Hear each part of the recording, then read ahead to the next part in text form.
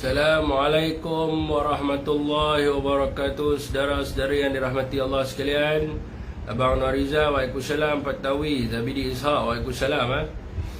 Hari ini saya macam biasalah siaran live di Facebook saya Muhammad Syafiq Abdul Halim, dan juga di TikTok Syafiq Abdul Halim. Esok tengah hari di YouTube Muhammad Syafiq Abdul Halim Official.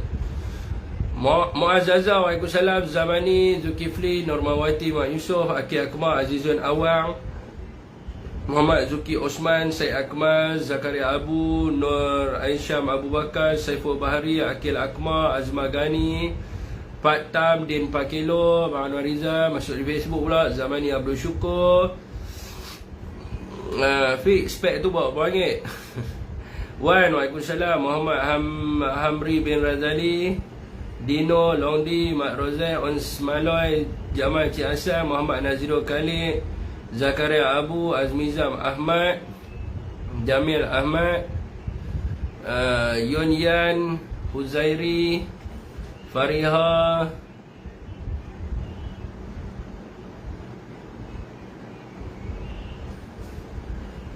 Muhammad Azri Salmi, Zulkifli, Jami'i Yusuf. Waalaikumsalam pada sesiapa yang memberi salam. Pantun lu, lemak pantun. Saya ganti pantun. Sihat-sihat, alhamdulillah. Semua dah makan dah, saudara semua sihat dah. Waalaikumsalam pada sesiapa yang memberi salam. Salam sejahtera pada semua rakan-rakan kita. Selamat petang. Saya dulu belajar Jerman, tuan-tuan. Bukan belajar di Jerman, saya belajar Jerman Malaysia Institute. Jerman dia malam dia tak panggil selamat malam, sampai hidup lagi baru dia panggil Guten Nacht. Dia kalau petang, kalau waktu sekarang ni dia panggil Guten apa? Guten Morgen pagi, Guten Tag, hello. Guten apa dia? Guten Abend. Guten Abend Jerman selamat petang Waalaikumsalam pada siapa yang memberi salam Ya, Abang Libok. Ada topik tu malam ni. Sagi tak boleh lawan YB Steven tak boleh lawan Saya duk tunggu dia kata Sanusi, YB Sanusi nak live, duk tunggu, tak live pun. Saya buat live dulu lah Abang YB kan. Saya buat live dulu, sekejap dah live saya tutup. Panjang seroja. Waalaikumsalam. Abang Wahab pun ada sini. Okey, tuan petang tadi hangat petang tadi Mereka hantar main, berapa geng main hantar main nak bubuh saya. Tak lepas-lepas betul je duk maki saya. Macam tu lah juga orang duk maki Rafizi dulu. Sebenarnya ni mukadimah lah. Mukadimah hantar saya cerita. Baharudin Bahar ni macam sepupu saya kan. Okey tuan-tuan, sebenarnya apa nama hujah yang saya pakai pada mereka petang tadi tu, ni di TikTok lah yang lain tu share dulu lah. Syafiq saman tak? Saman. Tapi tengah cari alamat dia tak jumpa. Siapa ada alamat dia boleh bagi kat saya. Telefon tak angkat. WhatsApp tak tahulah kat dia kan. Dia dapat ke tak WhatsApp daripada dia. Tapi dia pun tak mau bagi alamat lah kan. Jadi alamat tak dapat lagi. Tak apa, saya teruskan hak petang. Kalau siapa ada alamat, saya memerlukan sangat alamat dia. Tolong bagi tahu kat saya rumah di mana dan sebagainya. Senang lawyer nak hantar surat. Okey tuan-tuan petang tadi mukadimah.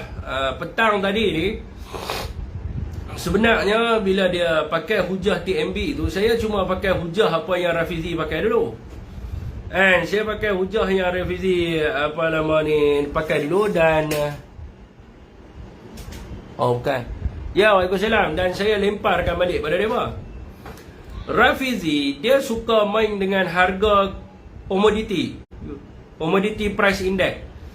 Jadi dia suka main lah. Dia suka persoalkan, kenapa arang batu harga turun tetapi elektrik tak turun?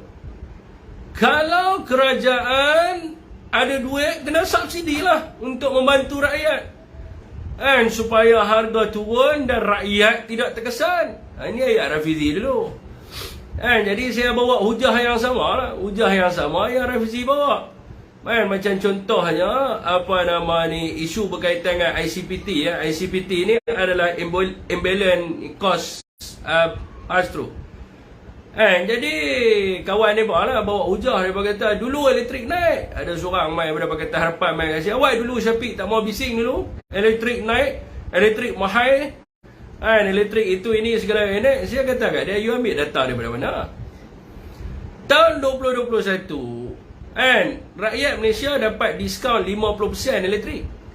Waktu bila elektrik naik? 50% masa waktu kita mengalami PKP pada waktu itu. Pengumuman pertama Tan Sri, tak silap saya pada bulan Mac 2021.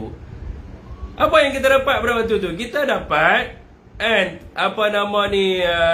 diskaun elektrik 50%. Bukannya 1%, 2%, 50%. Bila masa elektrik naik pun saya tak tahu lah. Dan pada waktu itu harga arang batu meningkat. Sebab itulah Pakatan Harapan tak pernah hentam pasal tarif elektrik. Lepas tu, ni muka dimah saudara, share dulu. Lepas tu, pada tahun 2022, rebate, kita dapat rebate elektrik, ingat tak? Dia ada dia punya rebate dia lah, ikut berapa banyak kita guna tu kan. Berapa persen, dan last kali rebate 2%. Tu dalam kepenggunaan elektrik pada zaman dulu lah, tak ada tarif naik. Lepas tu, dia boleh buat sembang kari dengan saya. Dia kata apa? Dia ingat saya bodoh lah, sebab saya pernah masuk mesyuarat dengan ST dulu. Tu pengalaman saya lah, experience. Tuhan bagi pengalaman kat saya tu untuk lawan dengan puak-puak ni lah kan. Kebetulan pada waktu itu, di pejabat pada waktu tu, orang tak ada. Jadi saya punya bos pada waktu tu, tak mahu sebut lah nama. Dia kata dia suruh saya pergi dengan seorang perempuan ni.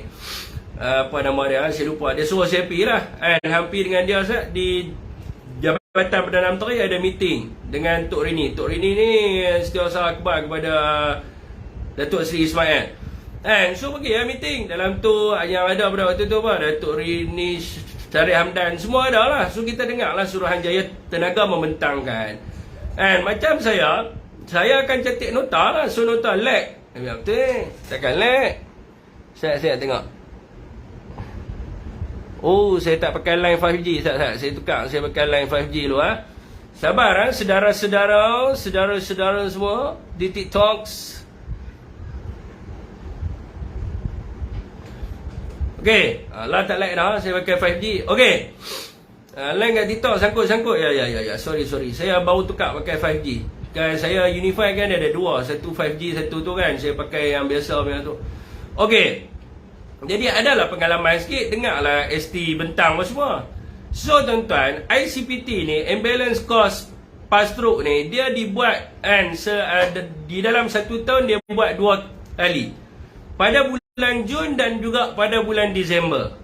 Dia akan buat semakan lah untuk putusan pada bulan Jun. Sebagai contohnya, bulan Jun, ST datang jumpa dengan JPM, dia jumpa dengan kementerian, dia bagi tahu kata harga arang batu. Dia sebab ICPT ni dia bergantung pada harga arang batu. Kalau harga arang batu menurun, dia kena revise balik harga untuk turunkan tarif elektrik. Kalau harga arang batu meningkat, maka dia akan minta kenaikan lah, sama ada kerajaan akan tambah subsidi dan sebagainya. So dia buat pada bulan Jun dan juga pada bulan Disember. Jadi mereka ni punya nak sembang otak kari dengan saya. Dia ingat saya ni tak ada pengalaman. Lepas tu tiba-tiba dia habaq kat saya, dia kata apa? Kenaikan tarif elektrik ni adalah keputusan kerajaan yang terdahulu. Saya kata kat dia, you ambil kat mana ni? Ini adalah keputusan kerajaan yang terdahulu. Kita tahulah, kita tak apa. Apa nak kata kita bodoh, apa kita diam lah kan? Ini adalah keputusan kerajaan yang terdahulu. Biasalah, kerajaan hari ni kerja mereka adalah salah kerajaan dulu lah. Saya kata kat dia, brother, macam ni lah kata. You pergi buka ICPT. You buka ICPT report, boleh main tunjuk kat saya. Oh, tak berani. Tak berani. Dia buka laporan akhbar. Dia buka laporan akhbar pada waktu tu pada bulan Jun. Hak tu adalah ketetapan pada bulan Jun. Itu yang kes tu lah saya masuk dalam meeting. Jadi saya tahulah. Pada waktu itu, Hakiuddin kata kemungkinan tarif elektrik akan dinaikkan. Lepas tu pada bulan Jun tak naik, tarif elektrik tak naik dan Ismail Sabri mengekalkan rebate 2%. Tak naik pun pada bulan Jun. Dia pun ambil kenyataan Hakiuddin. Lepas tu dia kata memang kerajaan tu dulu yang bawa naik sebab dia tak tahu saya CPT. Jadi bila saya tahu saya CPT, saya gelak lah kat dia. Bila saya gelak dia marah. Dia bagi saya bodoh lah apalah. Saya kata tak apalah. Lepas tu saya kata lah kat kawan kita ni habis kerapu kan. Saya kata kat habis kerapu. Semua meeting yang masuk. Saya ada gambar ni. Saya tunjuk saya duduk meeting ni dalam tu. Di TikTok saya tunjuk kalau tak percaya lah kan. Nak buat macam mana. Cai-cai ni mana nak percaya. Gambar tu saya simpan ni. Sampai sekarang saya masih simpan itu gambar lagi tau.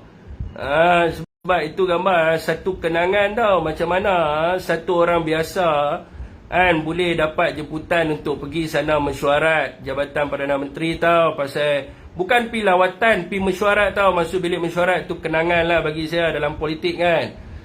Dipanggil mesyuarat. Sekejap saya mau tunjuk sama you. Tak ada halnya. Saya boleh kasih tunjuk punya. You orang semua ni mukadimah saja tuan-tuan. Teruskan perkongsian. Saudara-saudara semua. Mana gambar lah. Saudara-saudara semua boleh teruskan perkongsian. Sementara saya mencari ni susah sikit mencari gambar lama ni mana lah.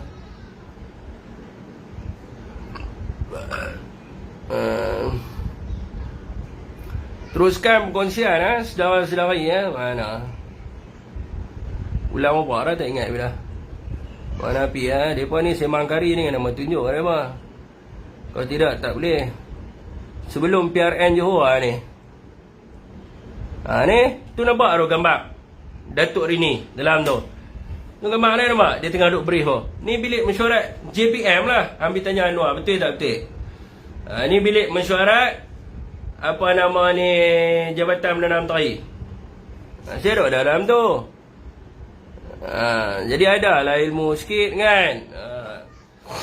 Sembang kari kan. Mereka boleh sembang kari. Okey, tak mana. Okey, jadi tuan-tuan, saya pun minta mereka buka ICPT report.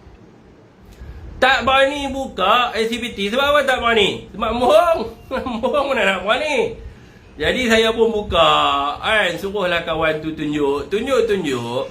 Kenaikan. Dia cakap je tak ada kenaikan. Tapi ada kenaikan. Saudara semua. Bukan tak ada. Anwar biasa kan. Umum benda lain jadi benda lain kan. Dalam itu, dalam apa nama pengumuman tersebut bermula pada 1 Januari 2023 sampai bulan Jun 2023 ada kenaikan tarif elektrik. Lepas tu dia dengan confidentnya dengan tak baca report, dia bagi tahu apa memang ada kenaikan. Anwar cakap, tetapi untuk syarikat multinasional saja, syarikat antarabangsa. Saya kata kadang Anwar merapu bah. Itu dia cakap, tapi dalam report tulis benda tu tak? Ini dia kata cakap lain buat lain. Dalam report, kenaikan tarif elektrik kepada pengguna sederhana, pengguna voltan tinggi dan juga syarikat multinasional. Semua kena kenaikan. Sebab tu bila semua kena kenaikan, sebab itulah berlakunya peningkatan daripada sudut harga barang. Lepas tu saya pun gunalah hujah Rafizi. Saya kata kat dia, macam mana tarif elektrik boleh naik? Sedangkan harga arang batu turun. Dia tanya saya, tahu nak harga arang batu turun lah. Kan itu kan komoditi produk arang batu ni. Saya kata kat dia, dalam jadual kita tengok harga arang batu daripada 400 USD kot, tan turun pada 200 lebih. Berapa kali ganda turun? Sebab apa turun harga arang batu? Harga tarif elektrik tak turun. Kan? Dulu hampa pandai cakap sangat kan? Hampa pandai cakap lah. Aku bagi balik gambar soalan tu. Hampa tak boleh nak jawab. Tak boleh nak jawab. Pening kepala. Dulu hampa pandai cakap. Harga arang batu turun. Alah, hampa jawab lah. Rakyat tanya. Mukadimah tuan-tuan.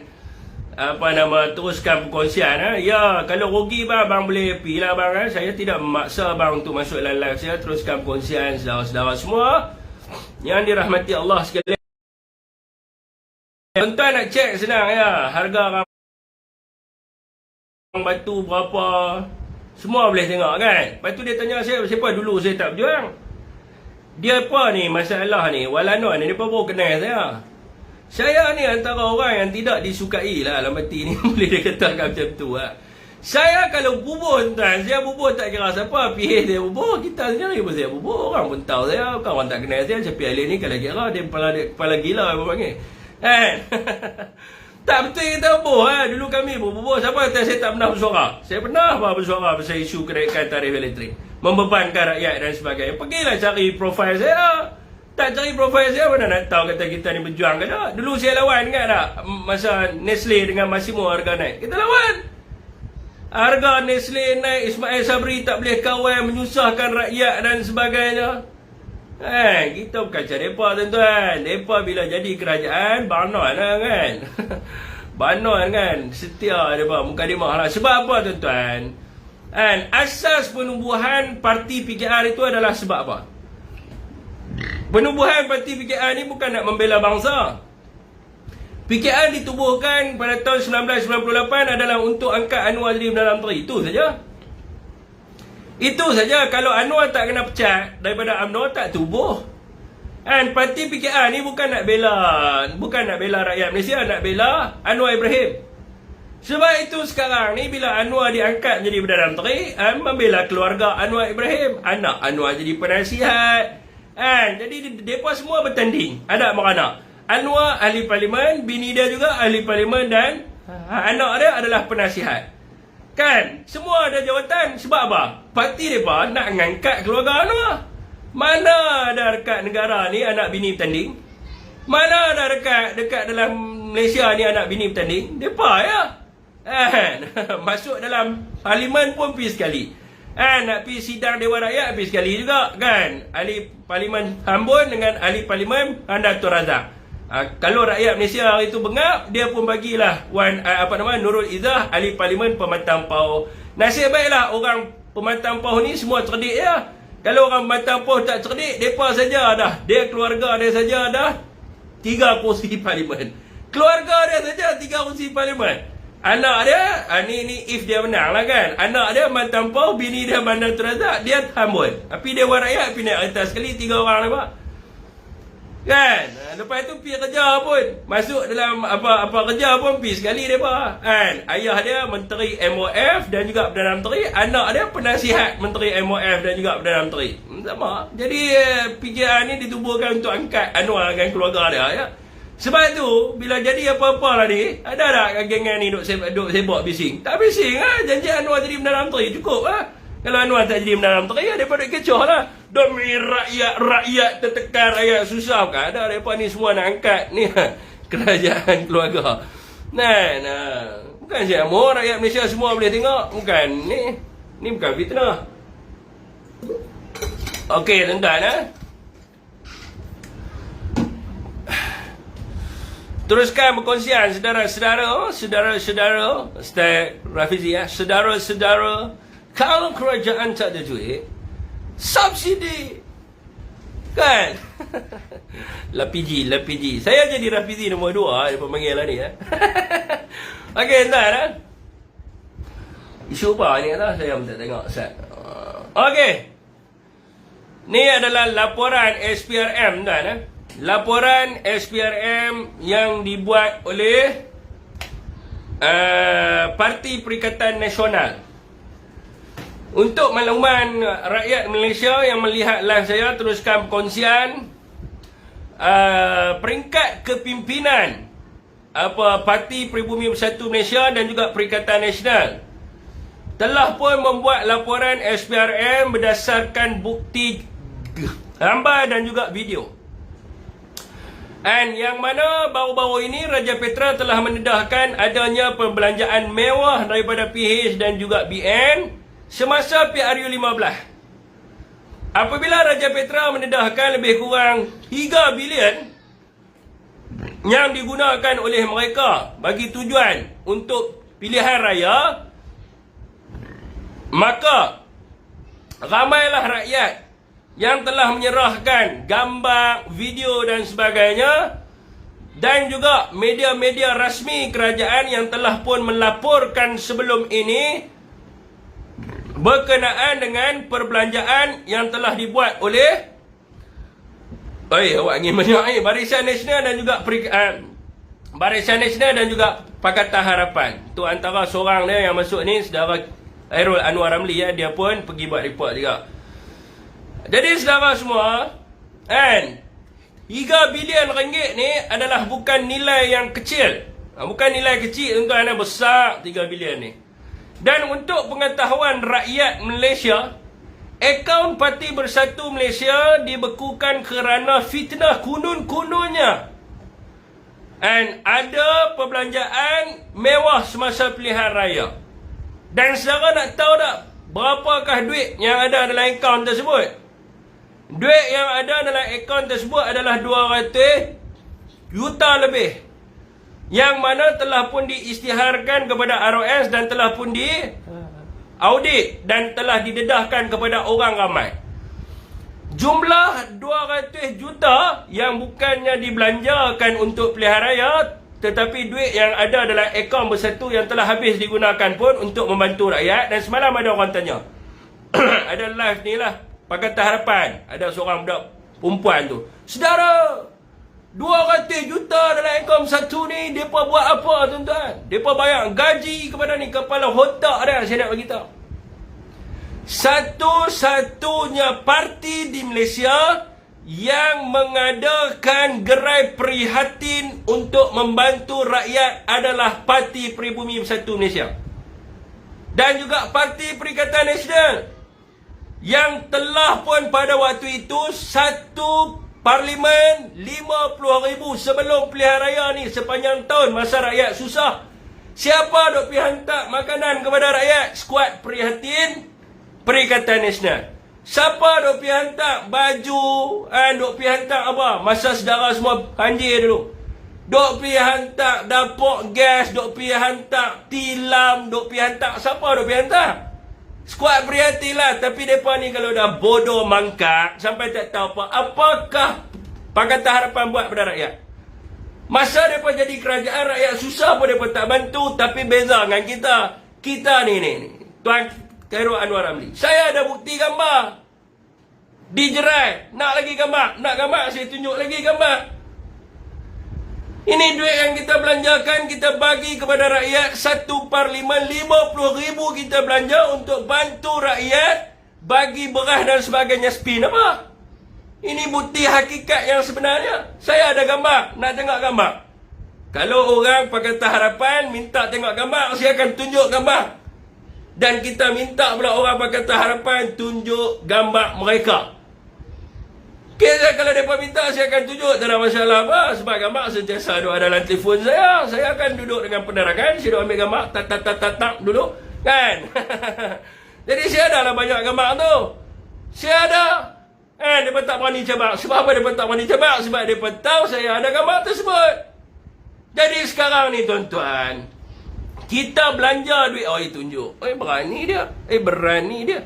Sekejap, saudara di Facebook. Sekejap, berani beliau. Beraninya anda. Ni rakyat dijerai. Anda tengok gambar ni dijerai lah kan. Saya tunjuk gambar dijerai lah. Gambar dijerai banjir di Selangor. Lupa dah nama apa. Ni tuan-tuan tengok ni. Ni barang ni. Bakul Prihatin Negara. Ni kita hantar ni. Ni bukan pakai duit kerajaan, ni duit parti. Ni semua adalah duit-duit daripada Parti Perikatan Nasional. Kita hantar bantuan kepada rakyat, tak pakai duit kerajaan, kita pakai duit tu lah. Tapi mereka buat tak? Pakatan Harapan tak buat. Okey, tak apa tuan-tuan, saya tak mau pergi kat situ lah. Kita belanja untuk membantu rakyat di saat rakyat tengah susah pada waktu itu. Parti Perikatan Nasional lah yang bantu. Mereka ni semua duk bising. Semua gambar saya pun ada ni. Abang penerangan kita, dia pun ada. Dia penerangan. Dia memang selalu update. Abang penerangan kita, Cikgu Ezek kita, dia penerangan Pulau Pinang. Dia mesti ada gambar semua. Jadi kita macam tu. Okey, tak apa tuan-tuan, saya tak mau pergi ke situ lah. Kalau nak buktikan banyak, saya kira dia berkata mengungkit pula. Bukan nak mengungkit, tapi itulah bantuan parti kepada rakyat. Tapi disebabkan 200 juta lebih itu akaun kita kena freeze, saya nak tanya pihak SPRM, bagaimanakah pendedahan yang dibuat melibatkan 3 bilion ringgit? Sampai hari ini SPRM tidak bersuara berkaitan dengan isu ni. Sedangkan laporan telah dibuat di seluruh Malaysia. Tuan-tuan, dalam paper tempatan, paper antarabangsa, semua lapor. Haina Morning Post, Sinar Harian, The Star, Berita Harian, Malaysia Kini, apa lagi? Harakah, Malay Deadline, lepas tu apa lagi? Sun Daily, Nanyang Siang Pau, Sing Chu Daily. Semua lapor berkenaan dengan laporan yang telah dibuat oleh kepimpinan daripada Bersatu, tetapi belum ada sebarang respon daripada pihak SPRM. Sedangkan nilai ini bukan satu nilai yang kecil, melibatkan 3 bilion ringgit duit rakyat yang mungkin dibelanjakan secara salah oleh parti Pakatan Harapan dan juga Barisan Nasional. Kenapa pendedahan ini tidak pernah disebut oleh Azam Baki? Ini yang kita tanya. Ini menunjukkan kemungkinan persoalan rakyat kepada SPRM. Adakah SPRM bersikap berat sebelah dan tidak profesional, di mana apabila sesuatu parti menjadi kerajaan, maka dia boleh mempengaruhi SPRM. Ini adalah pandangan keseluruhan rakyat di Malaysia.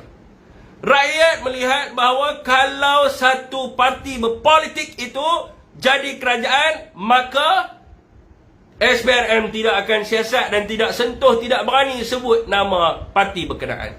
Tetapi kalau parti itu jadi pembangkang, tak sampai 2 saat song keluar kenyataan. Jadi ini adalah tidak adil dan tidak profesional langsung. Kita minta kepada pengarah SPRM untuk mengeluarkan kenyataan yang memberi pandangan dan komen beliau berkenaan dengan isu ini.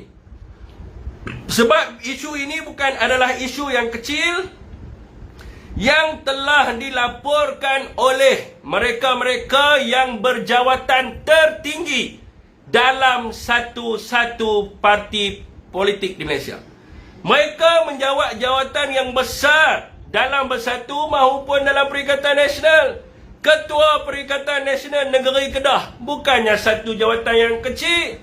Ketua Penerangan Perikatan Nasional Terengganu bukan jawatan yang kecil. Ketua Penerangan Bersatu Malaysia bukan jawatan kecil.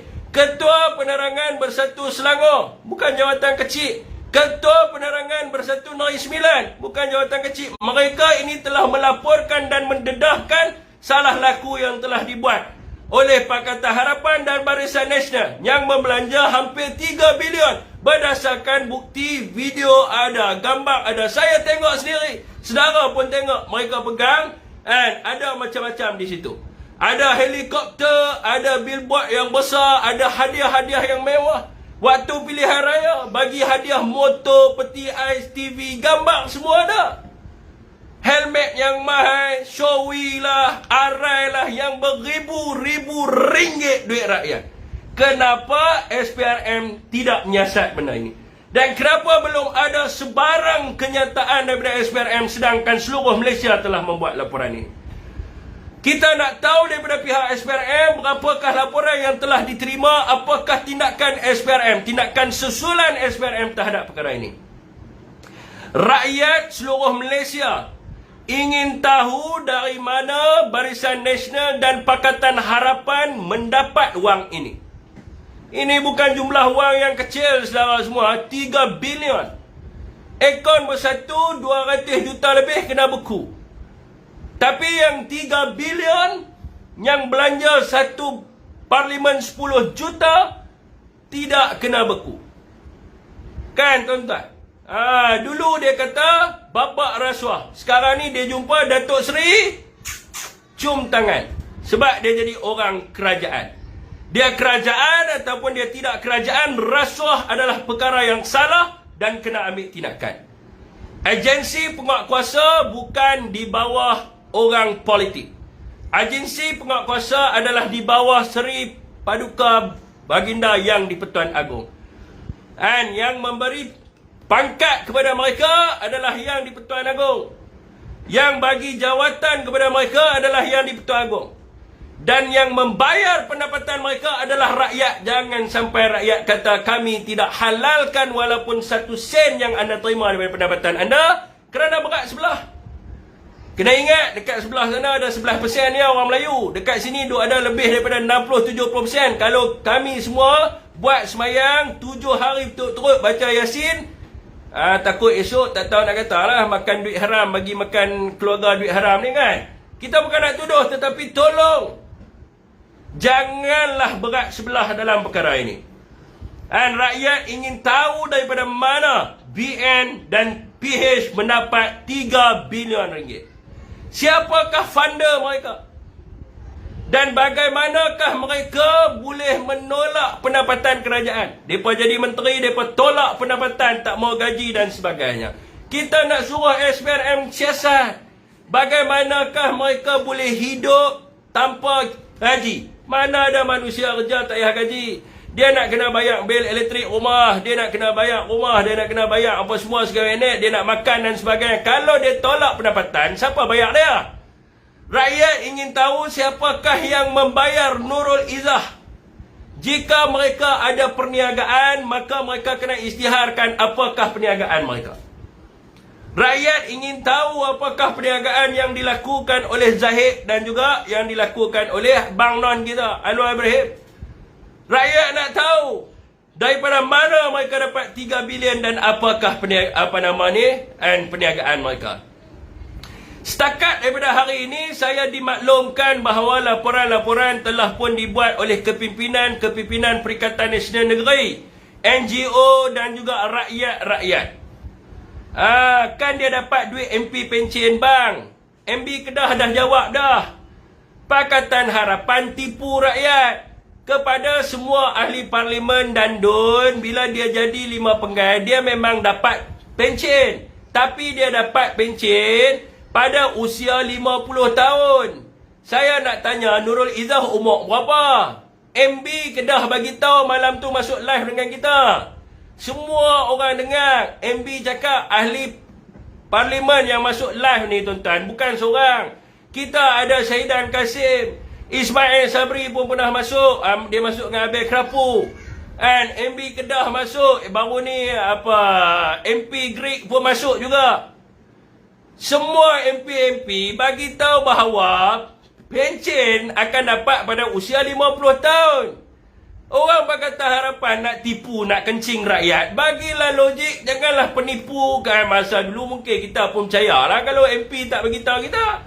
Tapi bila Sanusi bagi tahu, bila Datuk Seri Sanusi bagi tahu kita, maka kita pun tahu. Oh, macam tu ada Datuk Seri, saya pun baru tahu. Tidak, saya pun jadi bodoh. Saya pun jadi bangang. Lu ikut betul dia dapat pencen.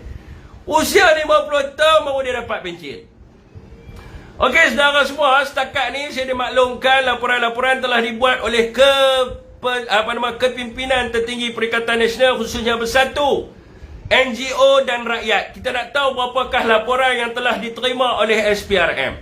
Kenapa SPRM masih berdiam diri dalam isu ni? Dan SPRM juga perlu jawab berkenaan dengan siasatan, selain daripada siasatan kepada Pakatan Harapan. Kita tahu bahawa SPRM telah pun menyiasat Bersatu berkaitan dengan isu 600 bilion. SPRM telah menyiasat Bersatu berkaitan dengan isu 94.5 bilion. SPRM telah menyiasat Bersatu berkaitan dengan isu 4.5 bilion. Kenapa apabila kes ini tidak disiasat, kenapa tak bagi tahu dekat umum? Kenapa nak sembunyi dan timbulkan persepsi dan propaganda kepada PAS dan juga Bersatu? SPRM perlu tampil ke hadapan bagi tahu bahawa kita tidak lagi menyiasat berkaitan dengan isu 600 bilion. Perlu tampil ke hadapan untuk bagi tahu bahawa berapakah nilai yang sebenar disiasat. Hari ini rakyat duk kata kat kita, khususnya orang Pakatan Harapan, mereka duk main isu konon-kononnya SPRM siasat kita 600 bilion. SPRM cerita benda yang sebenar. Oh, bila siasatan itu tidak dibuat berkenaan dengan 600 bilion, tutup mulut. Kena bagi tahu, update sentiasa. SPRM tidak lagi menyiasat Bersatu berkaitan dengan 600 bilion. SPRM kena tampil dan bagi tahu SPRM tidak lagi menyiasat Bersatu berkaitan dengan 94.5 bilion. SPRM kena tampil dan bagi tahu SPRM tidak lagi menyiasat Bersatu berkaitan dengan 4.5 bilion. Sebab apa yang dimaklumkan oleh kepimpinan Parti Bersatu Malaysia, SPRM sekarang hanya menyiasat Bersatu berkaitan dengan 200 juta ringgit lebih. Itu pun bukan siasat bawah rasuah. Siasat di bawah pengubahan wang haram. Kenapa SPRM tak update kepada rakyat? Adakah SPRM juga nak terlibat dalam propaganda politik yang dibuat oleh Perdana Menteri kita? Perdana Menteri ini adalah Perdana Menteri yang persepsi dan propaganda semata-mata. Kena update kepada rakyat, bagi tahu, oh kita tak siasat lagi bersatu, supaya rakyat mengetahui tentang perkara yang sebenar. Bukannya diam. Sampai bila SPRM nak diam selama-lamanya? Kena update, sebab kita dimaklumkan oleh kepimpinan tertinggi dalam Parti Peribumi Bersatu Malaysia. Akaun bersatu hanya disiasat melibatkan jumlah 200 juta ringgit. Itu pun tidak ada kaitan dengan pakej ransangan ekonomi. Yang ni Azam Baki bagi tahu. Dia kata siasatan itu tidak berkaitan dengan pakej ransangan ekonomi. Yang lain-lain kena bagi tahu. Jangan disembunyikan sehingga orang Pakatan Harapan mengambil propaganda ini menunjukkan seolah-olah parti dan Perikatan Nasional ini rasuah dan sebagainya, sedangkan anda tidak menyiasat lagi berkaitan dengan benda tu. Dan sekarang ni saya dengar pula, oh dah tak siasat dah pasal pakej ransangan ekonomi, dah tukar.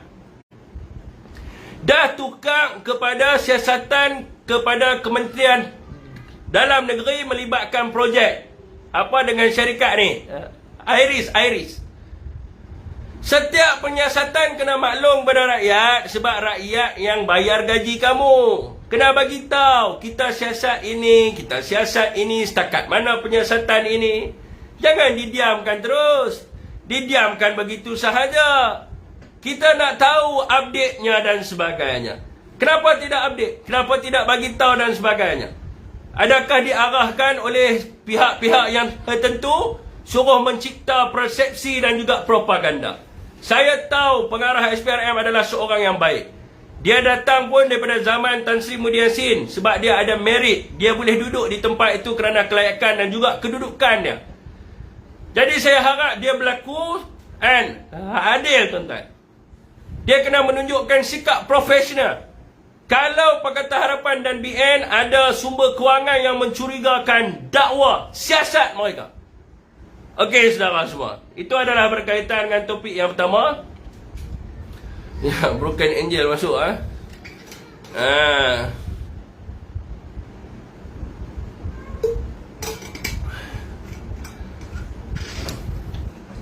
Tak, dia nak siasat. Tak kisah dia nak siasat pasal PAC ke, Iris ke, semua SPRM ada kuasa menyiasat. Kita tak halang. Siasat vaksin ke, nak siasat pasal vaksin bubuhlah lubang jubuk ke, siasat semua. Tak ada masalah apa, siasat. Tetapi siasatan itu kepada semua. LCS, apa cerita LCS? Ini kenyataan pengarah SPRM sendiri. Kertas siasatan SPRM telah lengkap berkaitan dengan isu LCS. Dan nak bawa kepada pendakwaan. What happened dalam penyiasatan LCS? LCS, lembaga PAC lengkap, SPRM lengkap. Nak tunggu pendakwaan 9 nama. Nak bawa pada pendakwaan. What happened? Apa jadi dengan kertas tu? Tak buah tong sampah. Nak siasat tak apa, pastikan siasat. Kita bukan macam Pakatan Harapan. Kalau pemimpin bersatu salah lah. Kita tak kisah siapa salah, kita kecam dia. Sebab dalam UMNO diajak macam tu dulu kita. Dulu siapa yang kena? Menteri Besar Selangor kena, Syarizat Jalil kena. Kita kecam mereka. Cuma main nak zaman Zahid ni lah dia ambil balik hak perasuah-perasuah ni. Sebab dia pun perasuah, Syarizat semua dia ambil. Cuma hak baik-baik dalam UMNO tu semua dah pindah main bersatu dah. Hak duduk dalam tu UMNO ni dah rosak dah. Sampai orang UMNO saya tanya tadi Melayu apa dia tak tahu.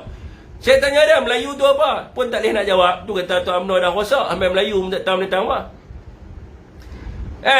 Jadi kalau kita ni tak kisah. Kalau Tan Sri salah Tapi siasat ke semua lah. Siapa yang terlibat siasat semua. Nak siasat saya pun siasat lah. Siasat lah siapa pun dia nak siasat. Sebab dia ada kuasa untuk menyiasat. Bila you have power, gunakan kuasa itu. MB Kedah kata abang itu, kalau tak guna kuasa, you are the bloody fool. You nak jadi bloody fool ke, you nak jadi powerful? Kalau nak jadi powerful, make sure guna kuasa tu. Kalau nak jadi bloody fool, tak payah guna kuasa tu. Senang saja. Okey, tuan-tuan. Ini pasal Kes Ramasamy. Ustaz Datuk Usam Badarudin. Orang panggil Ustaz Usam Ustaz Usam dia masih sokong lagi. Apa ni? Ustaz Usam dia masih sokong Zahid lagi. Sokong Zahid. Dia masuk mai Ustaz Usam. Assalamualaikum Ustaz.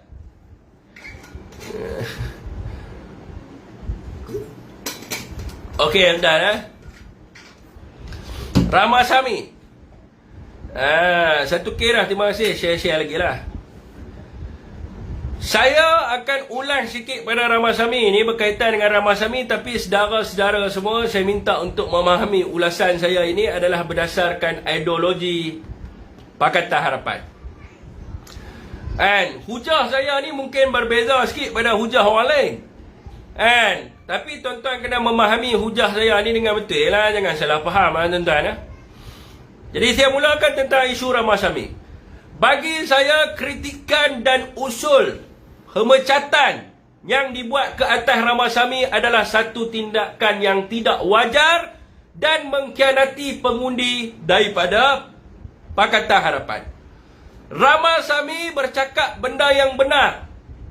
Ramasamy bercakap benda yang betul berdasarkan perjuangan Pakatan Harapan itu sendiri. Anwar Ibrahim perlu sedar, dia diundi oleh dan dipilih oleh masyarakat bukan Melayu sebab dia membawa kepada agenda kesamarataan dan juga kesaksamaan di antara semua kaum dalam Malaysia. Adakah Anwar lupa? Anwar lupa ke dia naik atas pentas, dia suruh orang Melayu orang bukan Melayu undi dia. Anak Cina, anak saya. Anak India, anak saya. Anak Iban, anak saya. Anak Kanazan, anak saya. Anak segala-galanya yang ada kat dunia ni semua dia punya anak. Sebab itu dia panggil ada macam-macam. Daddy ada, Papa ada, macam-macam lah kan mereka panggil kat dia. Sebab mereka anggap dia macam ayah. Tapi bila dia jadi Perdana Menteri, dia mengingkari janji dia kepada bukan Melayu. Ini saya kata Pakatan Harapan ni parti yang penipu. Semua benda dia tipu. Dia jumpa bukan Melayu, dia kata kita memperjuangkan kesaksamaan dan kesamarataan. You undi sama kita, mesti lawan UMNO. UMNO ini dia resis. Dia radikal Melayu. UMNO semua Melayu saja. Dia mesti jaga Melayu semua. Dia meninggalkan orang India, orang semua dia tinggal. Anwar cakap macam tu. So mereka bagi undi kat dia. Jadi bila Ramasamy bercakap atas prinsip perjuangan yang dibawa oleh Pakatan Harapan. Benda ini ada di dalam perlembagaan parti-parti di dalam Pakatan Harapan. Saya nak baca bagi orang India dengan orang Cina kat sini dengar. Oh, CB mai Sat CB. Sikit lagi CB sikit lagi CB.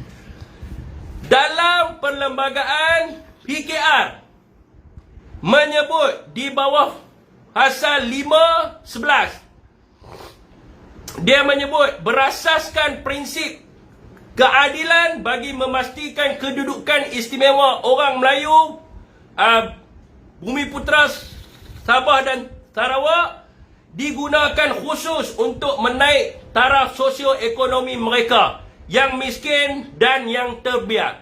Dalam perlembagaan Pakatan Harapan kata berkaitan dengan orang Melayu ke, orang Sabah ke, orang Sarawak ke, hanya digunakan khusus untuk menaik tarafkan sosioekonomi saja, bukan dilabelkan berdasarkan identiti kaum. Dan dalam perlembagaan Parti Keadilan Rakyat disambung serta pembelaan yang adil bagi orang bukan Melayu yang miskin dan terbiak demi mencapai kesaksamaan untuk perpaduan nasional. Dan di dalam perlembagaan DAP menyebut di bawah pasal yang kedua matlamat penubuhan DAP.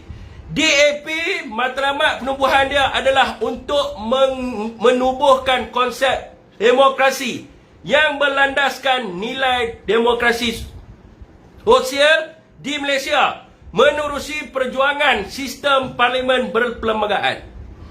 Ini menunjukkan kedua-dua parti ini membicarakan soal kesaksamaan dan juga soal kesamarataan kaum. Dan agenda yang diterapkan oleh Parti Keadilan Rakyat dan juga Parti AAP ini adalah satu modul yang dipanggil sebagai ideologi leftis. Yang mana ideologi leftis ini bukanlah satu ideologi yang memperjuangkan sudut kaum, tetapi ideologi yang memperjuangkan hak sama rata dan keadilan yang seimbang tanpa mengira latar belakang kaum. Ini adalah hujah yang mereka bawa apabila mereka bertemu dengan orang India, orang Cina dan sebagainya. Tetapi PKR dan DAP adalah satu parti yang menipu. Mereka penipu, menghasut kepada perkauman, tetapi mereka tidak melaksanakan apa yang mereka janjikan kepada rakyat. Sekarang ini tuan-tuan, mereka mengkhianati pengundi mereka yang majoritinya bukan Melayu. DAP dan juga PKR hari ini bila duduk dengan UMNO dah macam dengan UMNO. Masyarakat bukan Melayu menolak MCA dan MIC suatu masa dulu kerana DAP dan PKR mengatakan MCA dan MIC ini adalah barwa kepada UMNO. Hari ini kelihatan PKR dan DAP adalah barwa kepada UMNO. Mereka tidak sedar bahawa apa yang mereka janjikan itu mereka tidak laksanakan. Saya mencabar Anwar Ibrahim dan Lim Kit Siang. Anda berjanji dengan masyarakat bukan Melayu, saya ingatkan balik, untuk mewujudkan kesamaan dan kesamarataan, untuk mewujudkan sebuah negara yang mana di luar daripada konsep perkauman, nak bawa agenda untuk mengiktiraf kepada UEC, nak bawa pilihan raya PBT, nak bawa pemberian tanah 999 tahun kepada bukan Melayu. Saya cabar, kena tunaikan janji anda. Ramasamy tak cakap bohong. Ramasamy cakap benda yang betul dalam perjuangan DAP dan PKR. Tetapi DAP dan PKR membohong pengundi bukan Melayu, menipu pengundi bukan Melayu. Sebab Anwar Ibrahim kerja dia penipu. Kalau masih ada lagi orang bukan Melayu yang mengundi kepada DAP dan PKR, sampai bila-bila anda menjadi hamba kepada mereka dan ditipu bulat-bulat oleh mereka. Sekejap tuan-tuan, saya nak bawa naik sahabat saya, Cikgu Bat. Sebelum saya sambung topik yang lain. Assalamualaikum cikgu, buka cam Buka cam Buka cam. Macam mana nak buka cam ni? Alamak, tak cukup 1000 ke? Okey, hampa kena like bagi cukup 1000. Okey. Okey cikgu. Pertama sekali ialah ini saya ni jarang guna TikTok. Okey. Kata dia orang cakap tak mudah kalau tak ada TikTok. Jadi saya mula nak aktifkan TikTok saya. Jadi tujuan live dengan Syafiq ni ialah Syafiq ada banyak follower, nak tengok saya live Facebook and live TikTok ini, kena follow saya lah, cukupkan 1000.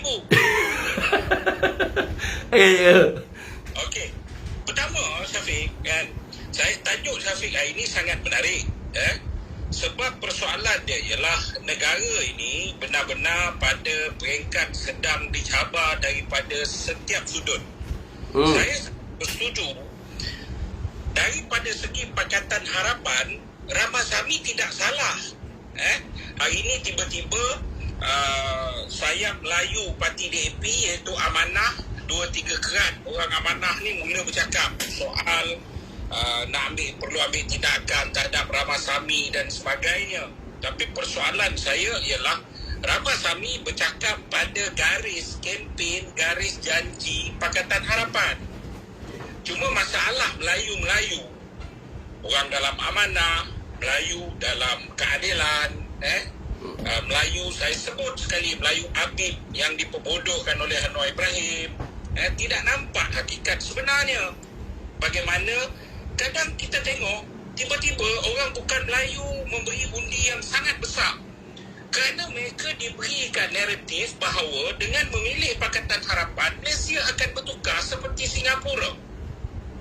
Di mana Melayu dihimpit, Bumiputera dihimpit, Melayu ada pada nama, kan? Tidak ada ruh, tidak ada hak dan sebagainya. Itu yang Ramasamy tuntut. Bukan itu saja, Syafiq. Yang juga kita perlu menarik perhatian ialah ada satu perkembangan di sebuah sekolah di Selangor.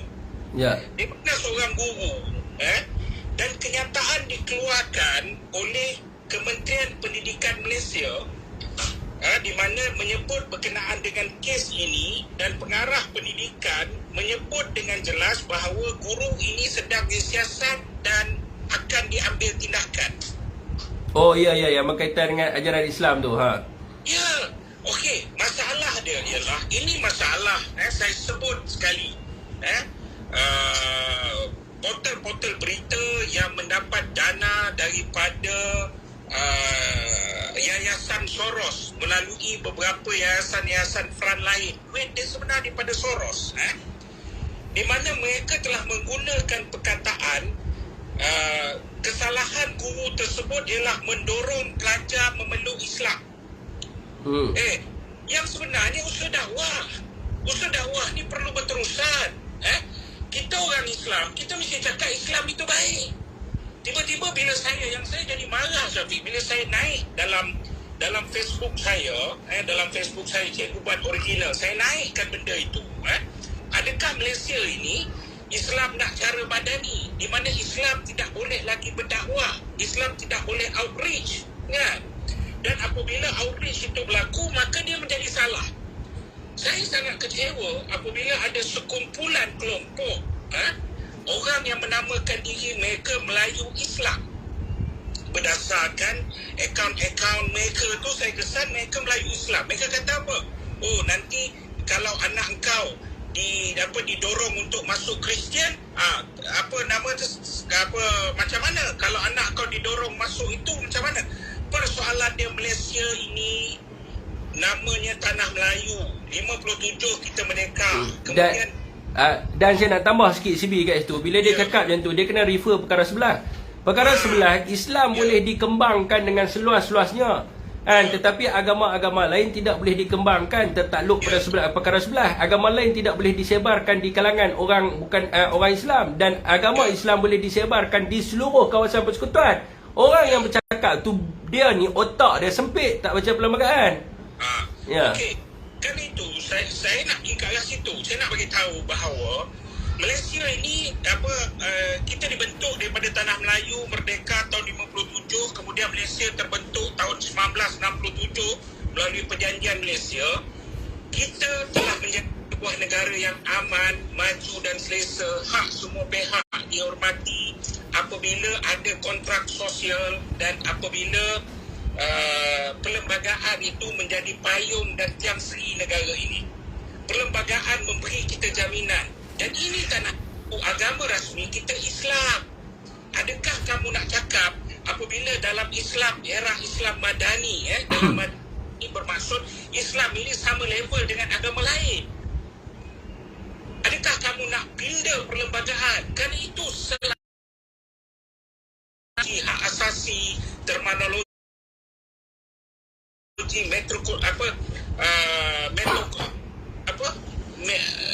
sama rata dan sebagainya.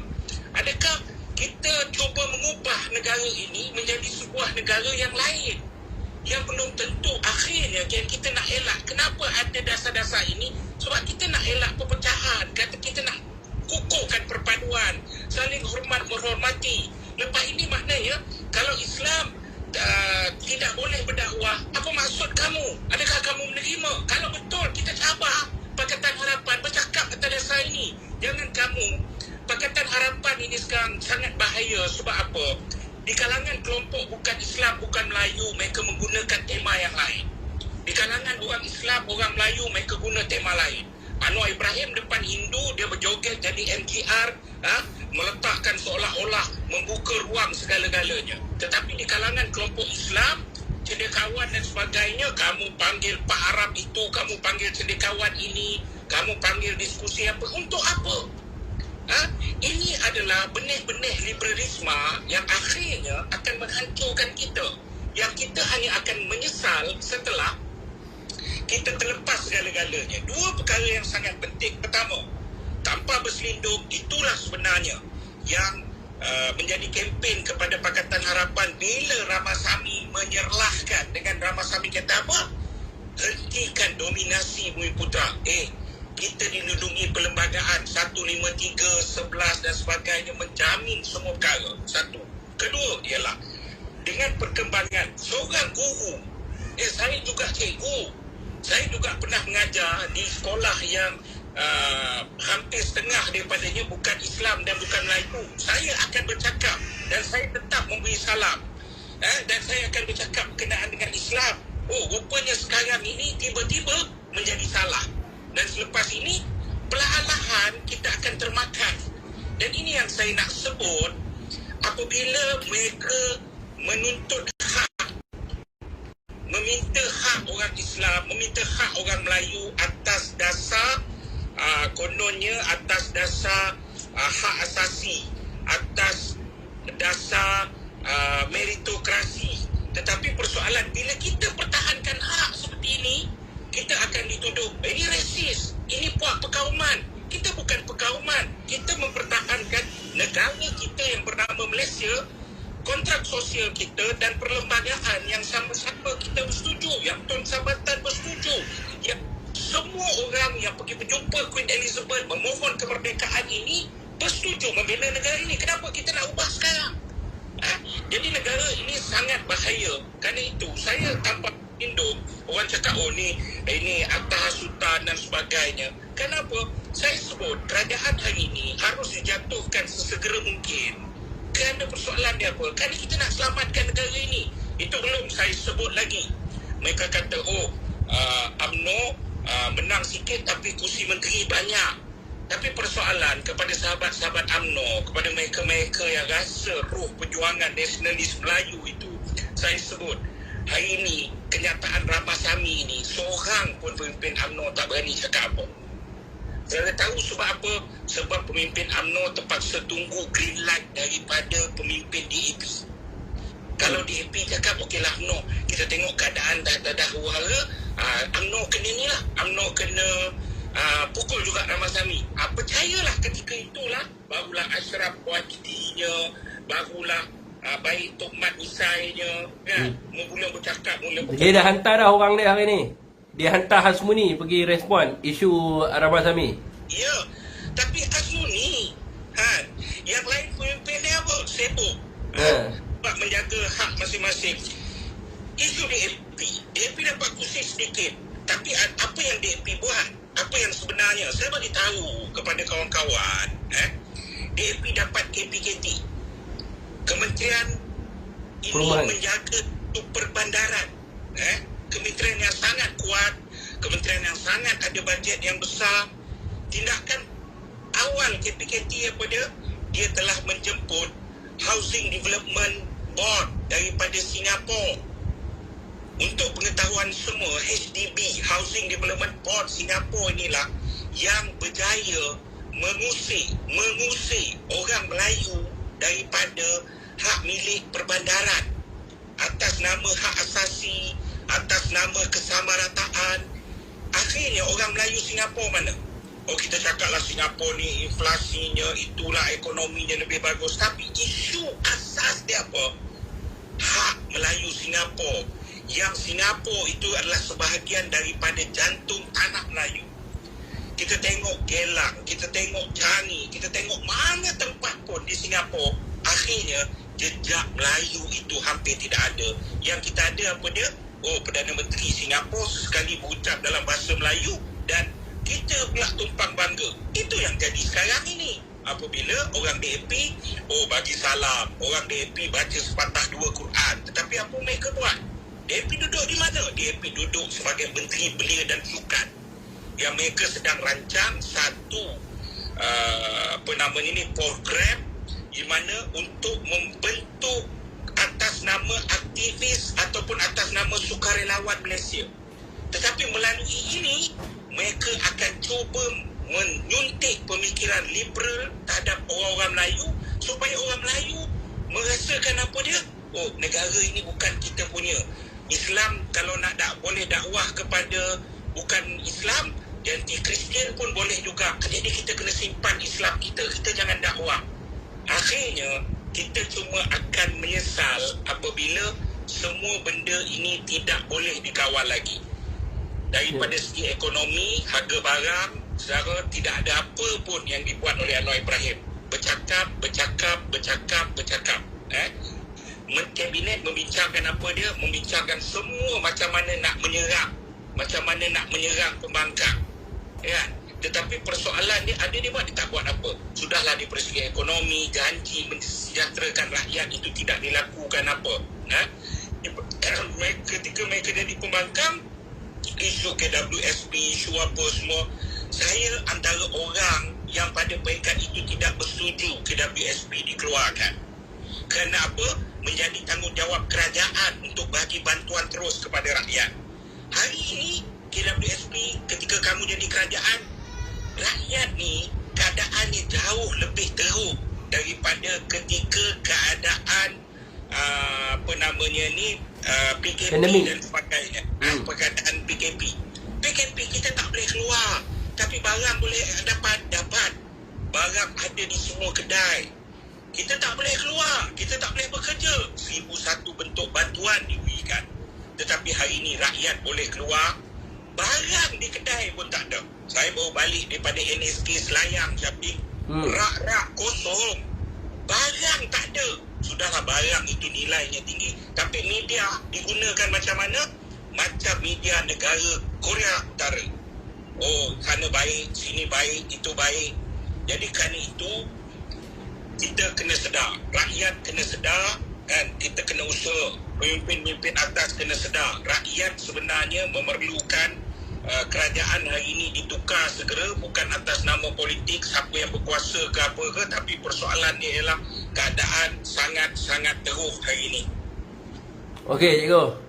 Terbaik. Ya. Baru saya ingat nak sambung kat topik ni. Nak tanya soalan terus kat CB. Okey, teruskan tanya. Cikgu Wan, nak tanya pasal main tu, sama nak main Negeri Sembilan tu. Okey. Terus. Okey, boleh Syafiq saya sambung pula kepada Majlis Agama Islam.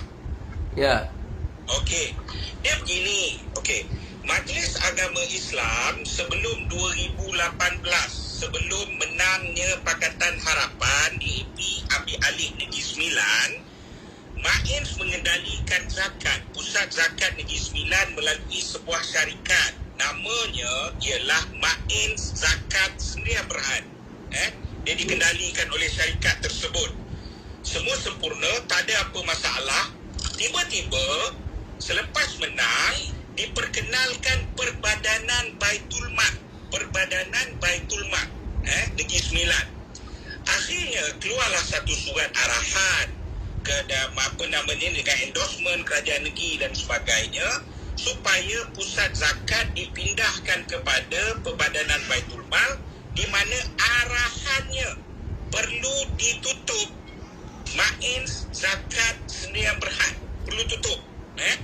Kerana nak tutup itu, jadi sudah tentu melibatkan pemberhentian pekerja dan sebagainya. Tapi hakikat dia saya bagi tahu saudara ialah semua 54 orang kaki tangan pusat zakat MAINS Zakat Sdn Bhd akan terus bekerja, meja yang sama, kerusi yang sama, pejawatan yang sama, skim yang sama, tumpuan kerja yang sama.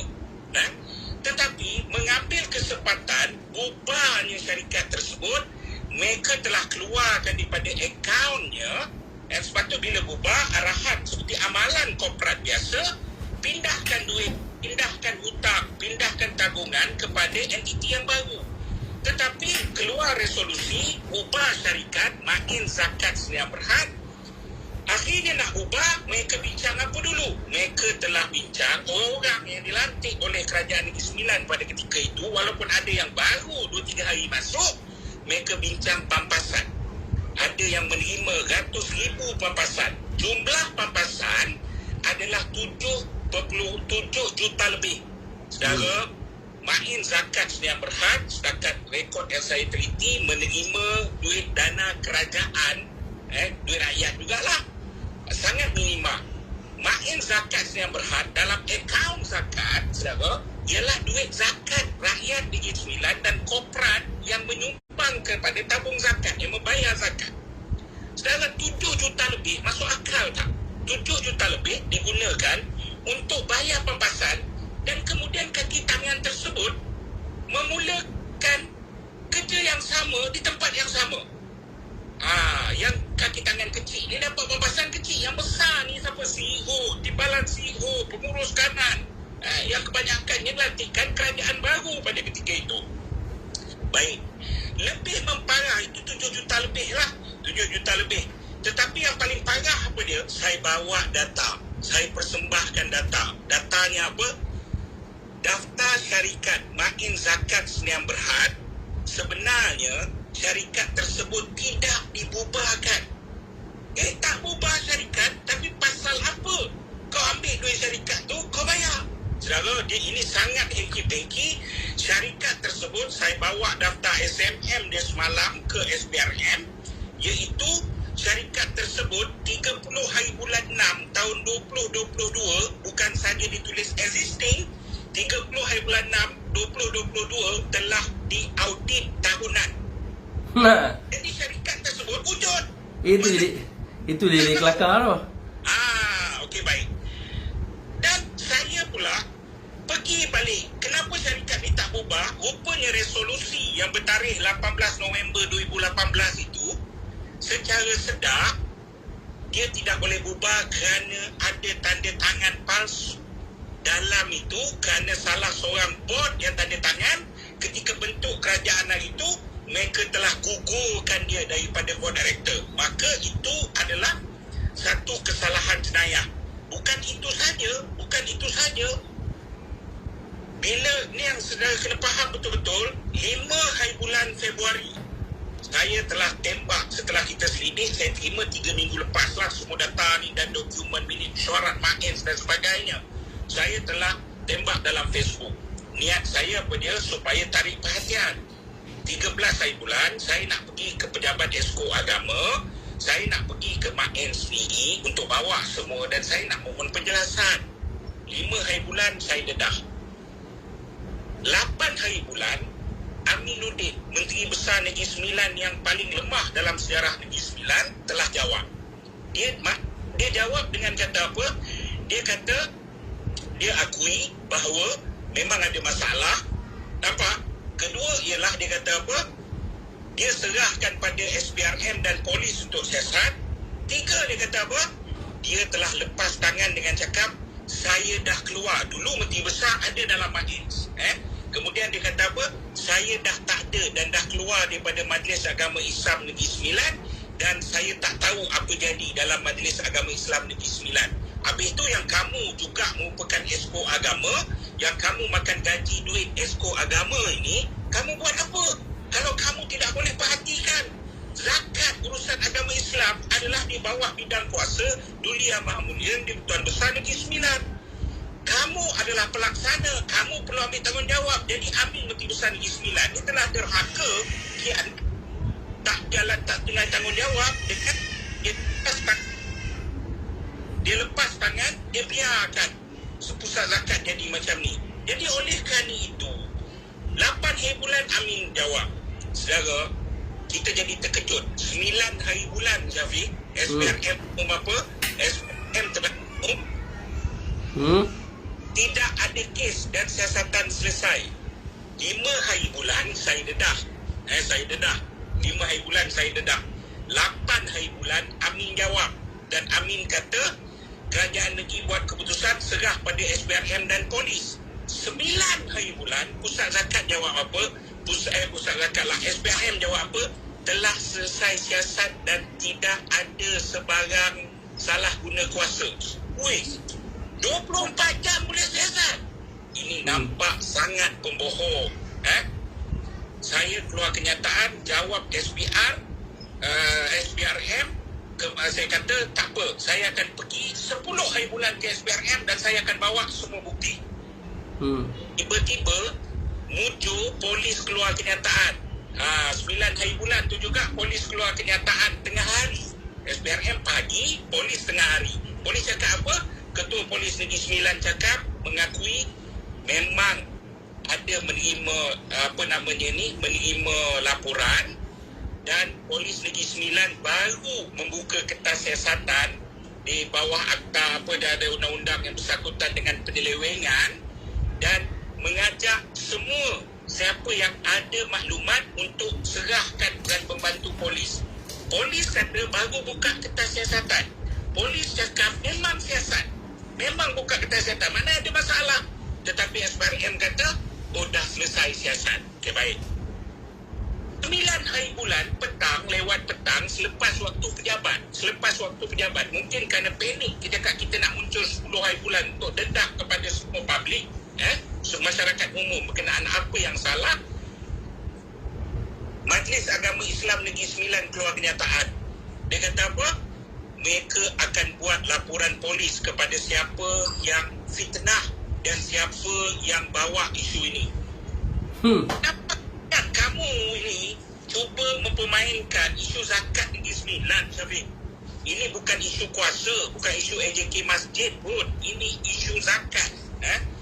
Kerana itu, akhirnya saya pergi tampil, saya dedah semua bukti, seorang pun tak boleh cakap. Pegawai SPRM duduk depan saya, penguasa SPRM. Saya dedah, saya bentang semua benda, dia pun tak boleh nak cakap apa. Saya kata, apa maksud dia ditutup? Dia kata, tak apa, nanti dia tengok. Dia pun tak tahu macam mana apabila kenyataan boleh tiba-tiba SPRM kata tutup. Sedangkan dia kata memang kalau berdasarkan yang kita persembahkan, memang ada kes penyelewengan berlaku dalam perkara ini.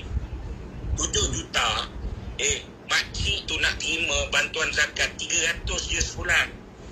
Makcik jual goreng pisang di Pekan Rantau, kalau dia dapat 800, dia boleh besar kedai ni dan dia boleh sara anak-anak dapat bantuan zakat. Sebab apa? Zakat habis, tidak layak dan sebagainya. Sedangkan 7 juta ni mana datang ni? Kamu asnaf yang nombor berapa? 1/8 sahaja yang boleh digunakan untuk ambil. Tetapi 7 juta lebih kamu basiskan dengan sebegitu sahaja, tianat duit zakat. Yang kedua ialah syarikat pun tidak tutup. Yang ketiga ialah resolusi pun resolusi palsu dan bermasalah. Semua ni berlaku kerana apa? Saya belum nak tuduh lagi Menteri Besar Negeri Sembilan terlibat dalam penyelewengan. Tapi saya tuduh setakat apa yang sahih setakat ini, kerana benda ini berlaku kerana Negeri Sembilan diperintah oleh seorang Menteri Besar yang turut memegang esko agama, paling lemah zahir dan batin, langsung tak ada roh Islam dan roh Melayu itu. Itu Mains, isu Mains ini. Okey cikgu, terima kasih cikgu. Saya nak habiskan dulu sikit saya punya point ni. Apa nanti kita naik balik boleh sembang cikgu? Okey, baik. Saya ucap terima kasih. Okey je. Kita pakai akaun CHEGUBARD3, Cikgu Bat 3. Pengikut Syafiq yang beratus ribu tu, pinjam sikit 1,000 supaya saya boleh start buat live dalam saya punya TikTok. Boleh. Semua follow Cikgu Bat. Sekali lepas habis live ni saya ada nak sentuh cikgu berkaitan dengan Linas dan juga menu Rahmah ni. Banyak jugalah yang saya kaji ni. Saya ingat saya nak sentuh dulu sikit. Lepas tu nanti naik balik cikgu, boleh Okey, baik. Okey cikgu. Saya bagi pihak parti dan rakyat yang dalam sentimen perubahan memperkasakan dominasi kuasa politik Melayu, saya ucap terima kasih kepada kawan-kawan muda yang bergerak tanpa ada arahan, tanpa apa, termasuk Syafiq di TikTok ini yang hampir setiap malam live. Saya ucap terima kasih dan percayalah saudara-saudara ini semua, teman-teman muda ini, kamu adalah pejuang kemerdekaan pada pusingan ini. Kamu adalah pejuang-pejuang hebat yang dulu ini yang pikul senjata, keris, tombak dan sebagainya. Dan senjata-senjata media sosial inilah keris dan tombak kita pada musim ini. Jadi saya ucap terima kasih. Assalamualaikum warahmatullahi wabarakatuh. Allah Akbar. Terima kasih cikgu. Assalamualaikum cikgu. Waalaikumsalam. Okey sekejap kita ni dengan Cikgu Bat balik Betul tuan, kita adalah pejuang masa depan negara. Kita tengok perkara yang didedahkan, besok saya akan dapatkan file dari Cikgu Bat, ataupun mungkin besok kita akan buat live guna PC ke kot, boleh buat sekali kan. YouTube dengan TikTok ni boleh buat sekali. Nah, mungkin kita boleh tunjukkan dokumen tu, ataupun besok kita tengok hampa follow Cikgu Bat 1000, esok kita suruh dia buat live. Dia tunjuk semua dokumen dan sebagainya. Lebih mudah macam tu. Kan, saudara-saudara semua. Saya pun dah ikut cakap Cikgu Bat dah serah semua. Jadi kita nak tengok dan kita bongkarkan. Ini satu kerajaan negeri yang dipimpin oleh Pakatan Harapan. Tapi isu zakat ni dengan Pakatan Harapan ni bukan isu yang lama kan. Bukan isu yang baru. Di Pulau Pinang pun sama juga. Apabila penyerahan zakat ini dipolitikkan, orang politik yang membuat pengagihan zakat dan sebagainya, yang claim ini adalah daripada parti mereka sendiri. Saya tak mahu sebutlah siapa, tapi tuan-tuan boleh tanyalah orang Pulau Pinang, mereka tahu. MP mana yang buat macam tu, bila mereka buat, orang Pulau Pinang tahu. Jadi di Negeri Sembilan ni 7 juta lagi banyak kan. Di Pulau Pinang terowong isu zakat. Ni main Negeri Sembilan pula. Jadi pada pilihan raya ni, kalau ada lagi orang yang mengundi kepada Pakatan Harapan, saya tak tahu nak kata lah. Okey tuan-tuan, related balik kepada isu tentang Ramasamy tadi. Saya patah balik sekejap saudara. Jadi tuan-tuan, Ramasamy dan Cikgu Bat pun cakap dalam konteks dia bercakap, dan saya beritahu dalam konteks dia bercakap, dia cakap benda yang tak salah. Sebab Pakatan Harapan mendapat undi daripada kaum bukan Melayu adalah kerana ideologi ini, kerana mereka membawa kepada ideologi kesamaan dan juga kesamarataan. Jadi bila Cikgu Bat bagi tahu bahawa masalah puak-puak pluralisme ini betul. Bila mereka pergi jumpa Melayu, mereka akan cakap kita ni nak jaga Melayu. Macam tadilah orang Pakatan Harapan masuk dalam live saya, dia suruh saya masuk PKR, dia kata dia adalah Ultra Melayu. Soalan satu yang saya tanya kat dia, saya tanya kat dia, tolong bagi tahu kat saya Melayu tu apa dia? Melayu tu Melayu. Dia pun tak tahu Melayu apa dia. Dia nak suruh saya ikut dia. Saya tanya orang Pakatan Harapan, dia yang claim diri dia sebagai Ultra Melayu, dan dia kata saya Ultra Melayu yang sepatutnya masuk PKR untuk memantapkan Melayu. Saya tanya dia Melayu apa, dia pun tak tahu Melayu tu apa dia. Jadi tuan-tuan, bila mereka jumpa orang Melayu, mereka akan bagi tahu, dia kata mereka ni Ultra Melayu. Mereka pergi jumpa orang Cina, mereka akan kata orang Cina anak saya, orang India anak saya. Tapi sekarang ini, bila mereka, rakyat ni kena cerdik tuan-tuan. Sekarang ni mereka jadi kerajaan, rakyat kena tuntut. Tuntut kepada mereka, saya sebut tadi UEC, tuntut kepada mereka. Tanah 999 tahun, tuntut kepada mereka kesamaan dan keselamatan. Hari ini orang bukan Melayu boleh tengok wajah Anwar Ibrahim. Anda boleh tengok Anwar yang berucap di atas pentas bagaimana, Anwar yang jadi Perdana Menteri macam mana. Penipu yang amat sangat. Setuju ataupun tak setuju apa yang saya cakap, itu terpulang pada apa yang anda nampak. Dan begitu jugalah UMNO hari ini. UMNO ni tuan-tuan, mereka ni cuma 26 kursi saja dalam kerajaan hari ini, dalam parlimen hari ini. Hasmuni ni janganlah cakap lebih. Orang Pakatan Harapan bagi tahu bahawa tak boleh, nak kena jaga hati UMNO. Hasmuni dah mula bising, kamu nak tipu orang bukan Melayu. UMNO 26 kursi je, PKR ada 31 kursi, majoritinya adalah orang bukan Melayu. Yang Melayu hanyalah keluarga Anwar Ibrahim je. Bandar Tun Razak, lepas tu Tambun, adalah lagi berapa kursi lagi je Melayu. Yang lain semuanya adalah bukan Melayu. 40 kerusi DAP, seorang Melayu, 39 bukan Melayu. Jadi majoriti yang dimenangi oleh Pakatan Harapan yang membentuk kerajaan hari ini adalah bukan Melayu. Sebab apa mereka mengundi pada Pakatan Harapan? Kerana kepercayaan dan juga kerana janji-janji yang dibawa oleh Pakatan Harapan atas agenda kesamarataan dan juga kesaksamaan. Kerana mereka sebut, mereka janji, ini ada dalam manifesto mereka untuk mengiktirafkan UEC. Ngan Komeng sebut baru ni, mereka janji untuk buatnya pilihan raya PBT. Mereka janji untuk bagi tanah 999 tahun kepada orang bukan Melayu. Jadi kenapa sekarang ini Anwar Ibrahim pusing lidah dia? Jadi munafik bagi alasan kerana nak kena jaga hati UMNO. Di manakah perjuangan Anwar Ibrahim? Di manakah perjuangan Lim Kit Siang? Adakah orang bukan Melayu hari ini bertanya kepada Anwar, adakah Anwar dan Lim Kit Siang hari ini telur mereka dipegang oleh UMNO? UMNO pegang telur mereka. Nak bergerak tak boleh. Ada sakit. Kan? Jadi tak boleh. Dan jadi tuan-tuan, orang bukan Melayu melihat kepada kelantangan Lim Kit Siang dan juga Anwar Ibrahim berhujah di atas pentas, mengatakan bahawa mereka adalah pejuang equality, pejuang kesamarataan dan sebagainya. Tapi bila sosok tubuh mereka menjadi Perdana Menteri, mereka memberi alasan-alasan yang bloody fool, yang bodoh dan tidak boleh diterima oleh orang bukan Melayu. Ini menunjukkan bahawa Pakatan Harapan adalah parti penipu dan tidak boleh melaksanakan janji mereka. Begitu jugalah dalam isu Lina Skop. Dan isu Lina Skop ni viral pada tahun 2012. Apabila pada ketika itu kerajaan UMNO, Najib Razak memberi kebenaran kepada satu syarikat untuk ekstrak ni lah. Orang kata apa, Bauzik ke apa nama dia, saya lupa.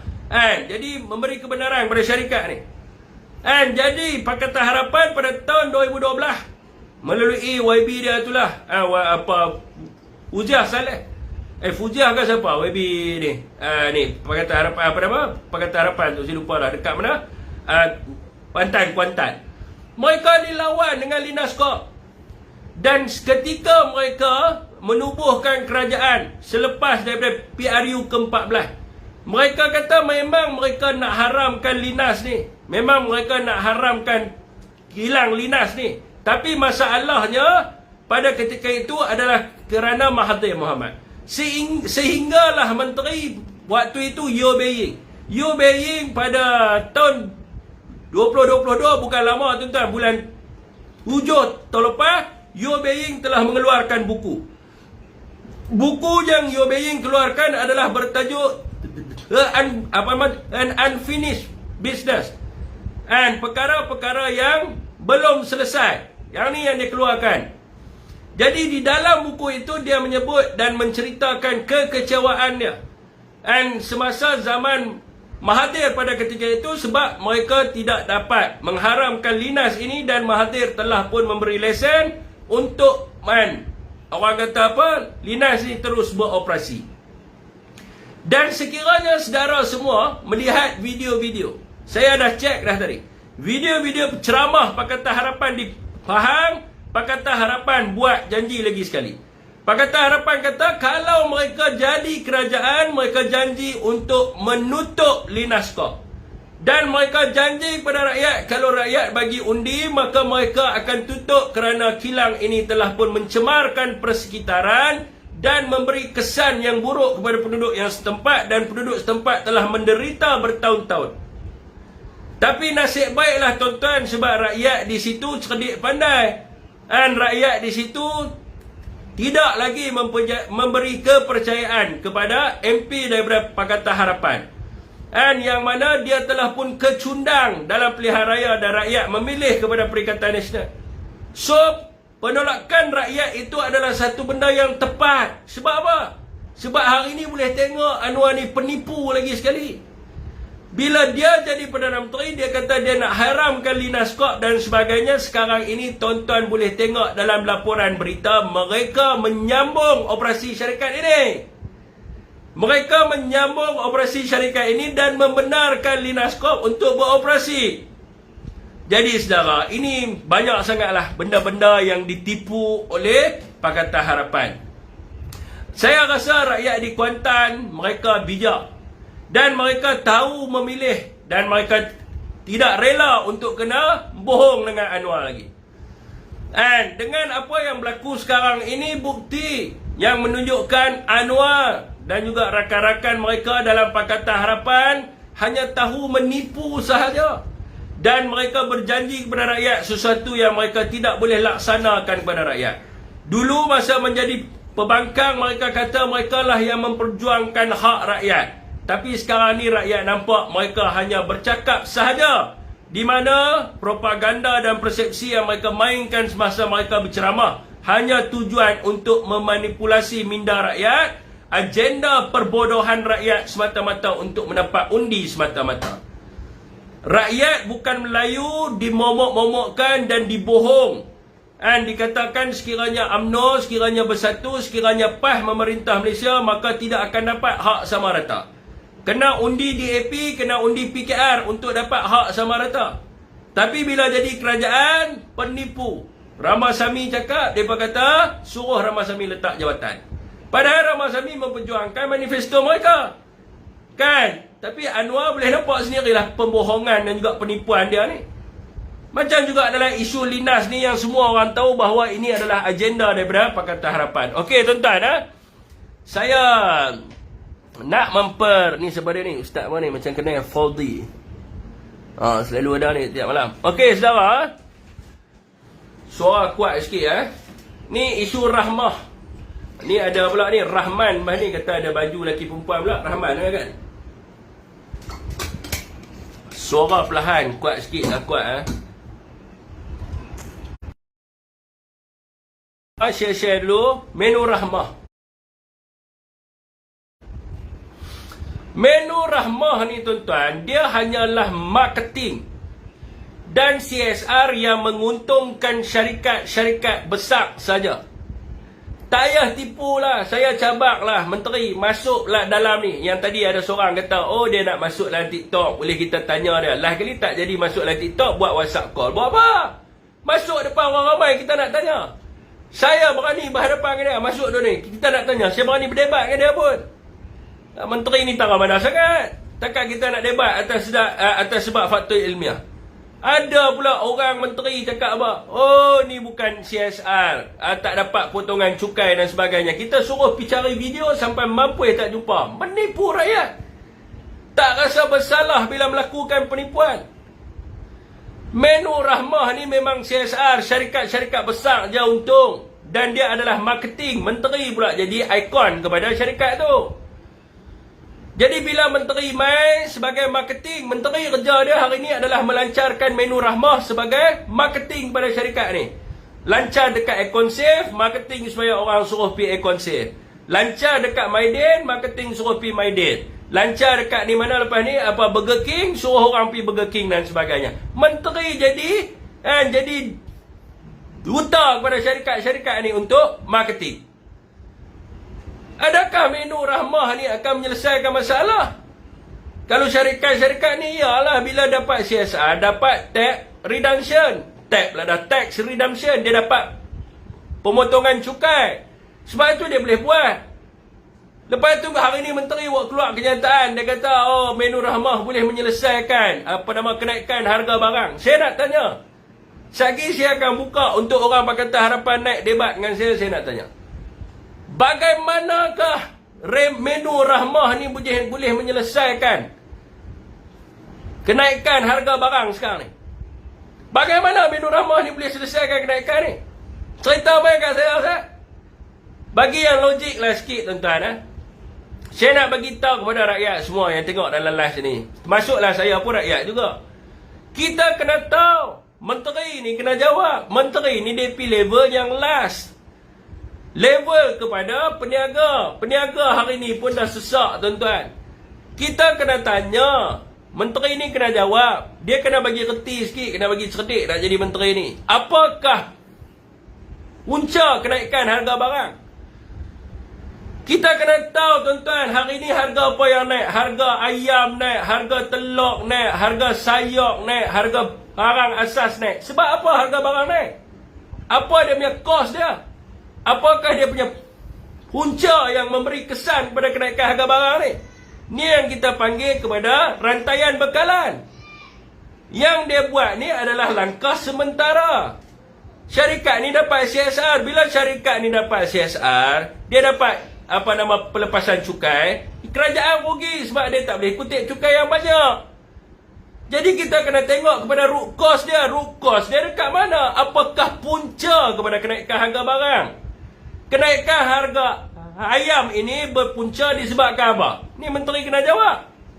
Saya bagi tahulah, kok menteri tak erti, kita bagi tahulah. Harga kenaikan harga ayam ni adalah disebab puncanya adalah kerana harga anak ayam yang mahal. Sebab apa harga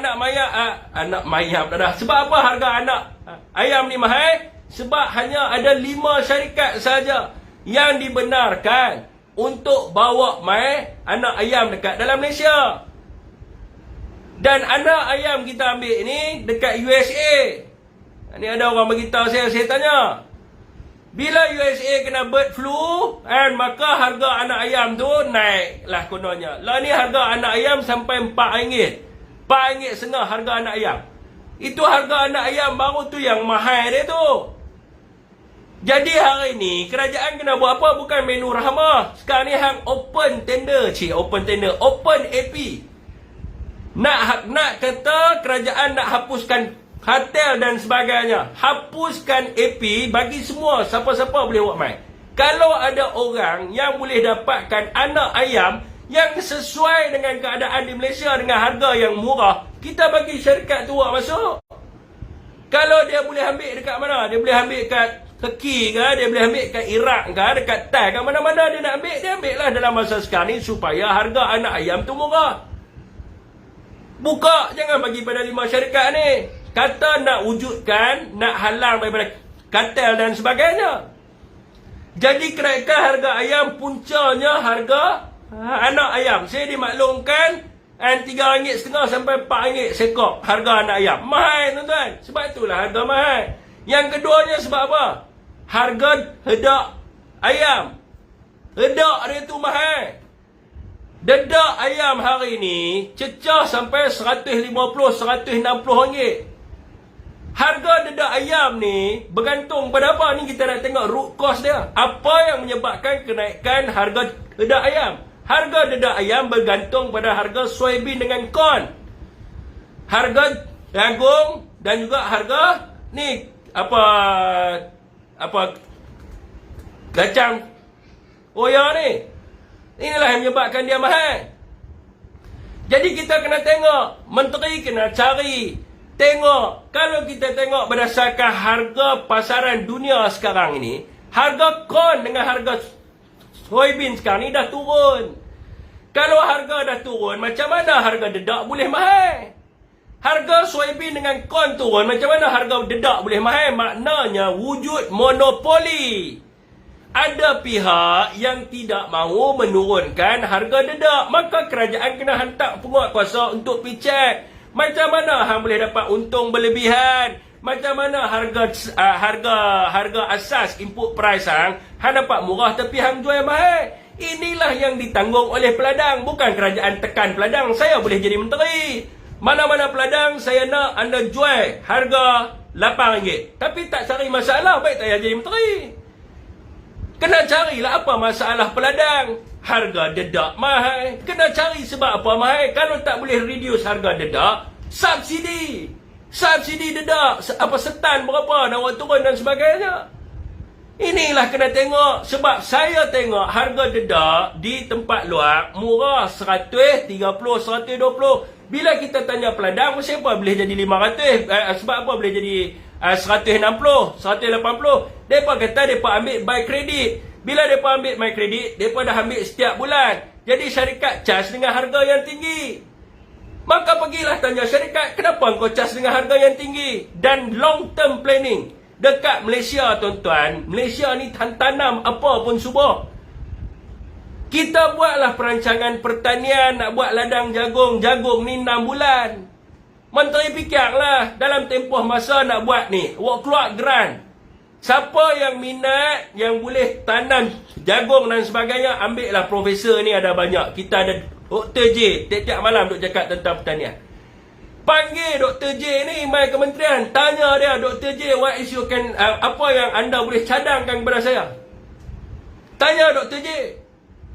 Dia profesor dalam bidang pertanian. Dr. J, macam mana kita nak tanam ni, nak bagi cepat tumbuh? Tanya dia, orang pakar. Ni pergi lantik anak sendiri jadi penasihat. Mana nak erti buat apa? Tanya orang pakar. Panggil doktor-doktor ni semua. Tanya kita nak buat tak mana sesuai tanam jagung. Mereka buat research. Ini long term planning. Ini dia punya root cause kenaikan harga ayam. Begitu jugalah harga telur. Harga telur naik sebab apa? Sama juga. Harga telur naik disebabkan dedak ayam mahal. Dia nak telur, dia kena makan dedak. Dia bukan macam tu ya, dia makan dedak. Ni bukan cerita ayam duduk itu puik keluar, puik keluar. Tak ada, dia makan dedak. Satu hari dia makan banyak. Mana dedak? Bila dedak tu mahal, maka inilah telur ayam mahal. Kerajaan subsidi berapa kena tengok nak reduce harga telur. Subsidi berapa bukan habaq di kedai makan. Orang peniaga dapat harga mahal, suruh mereka buat menu ramah. Ni menteri bodoh, bukan menteri cerdik orang panggil.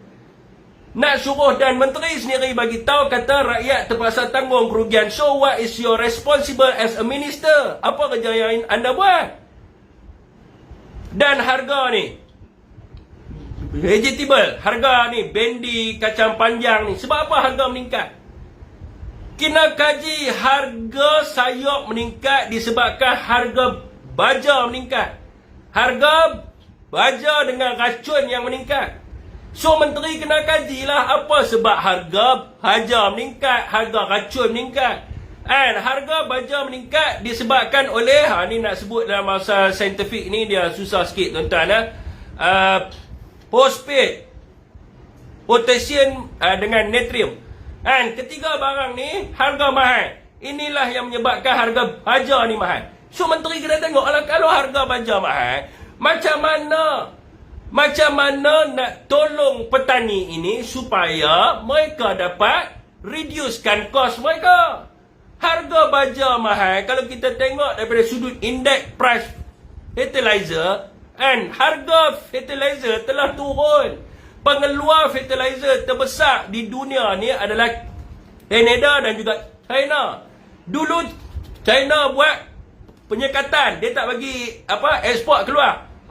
Canada dulu susah nak main sebab apa? Rusia dengan Ukraine perang.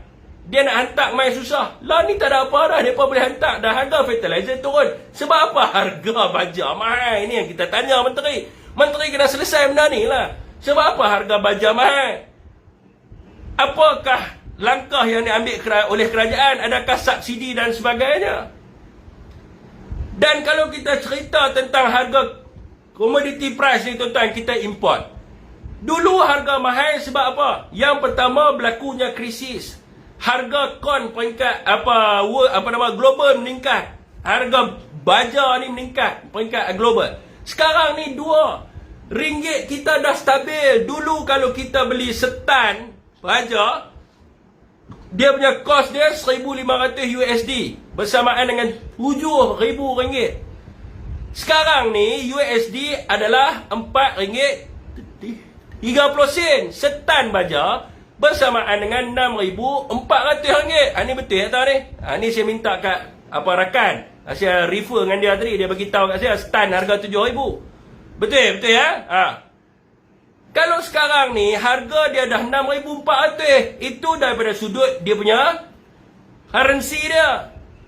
Daripada sudut harga fertilizer tu sendiri dah turun. Kenapa tak turun harga dalam pasaran tempatan? Menteri buat apa menteri? Hang buat kerja apa? Hampir turun. Tanya. Ni syarikat pengeluar baja ni hampir tanya sebab apa harga meningkat. Ringgit mengukuh, harga fertilizer turun. Sebab apa harga baja mahal? Hantarlah penguat kuasa pergi tengok. Bukan buat menu rahmah. Kami ni terseksa sayur naik 140%. Menteri duduk atas kursi, goyang kursi, buat menu rahmah, pergi duduk rasmi menu rahmah Ekonsem Maidin. Buat apa? Buat apa? Menteri buat aja apa? Pergi tanya syarikat-syarikat ni. Harga barang asas Nestle, sos, Maggi. Sebab apa harga naik? Harga naik disebabkan oleh utility. Harga elektrik naik. Bila harga elektrik naik 44%, maka input price dia naik. Bila input price naik, dia pindah kepada harga produk. Bukan menteri suruh dia buat turun harga. Menteri kena kaji sebab apa elektrik naik. Elektrik bergantung pada arang batu. Arang batu turun daripada 400 USD setan dah turun kepada 200 USD setan. 200 kali ganda turun, tapi harga tarif elektrik mahal. Macam mana? Sebab tu depa buat naik. Depa punya harga Maggi naik barang. Semua produk Nestle, Milo naik, Maggi naik, sos naik, kicap naik. Habis tu Menteri Pakatan Harapan ni reti tak reti. Sebab itulah kita kena ajak dia. Syafiq Alim bagi lecture kepada menteri untuk tengok rantaian bekalan. Kos, root kos. Sebab apa naik? Ayam naik sebab dedak naik sebab jagung soya. Kalau hang ayam dekat luar harga dekat pemborong sekarang ni RM9.50.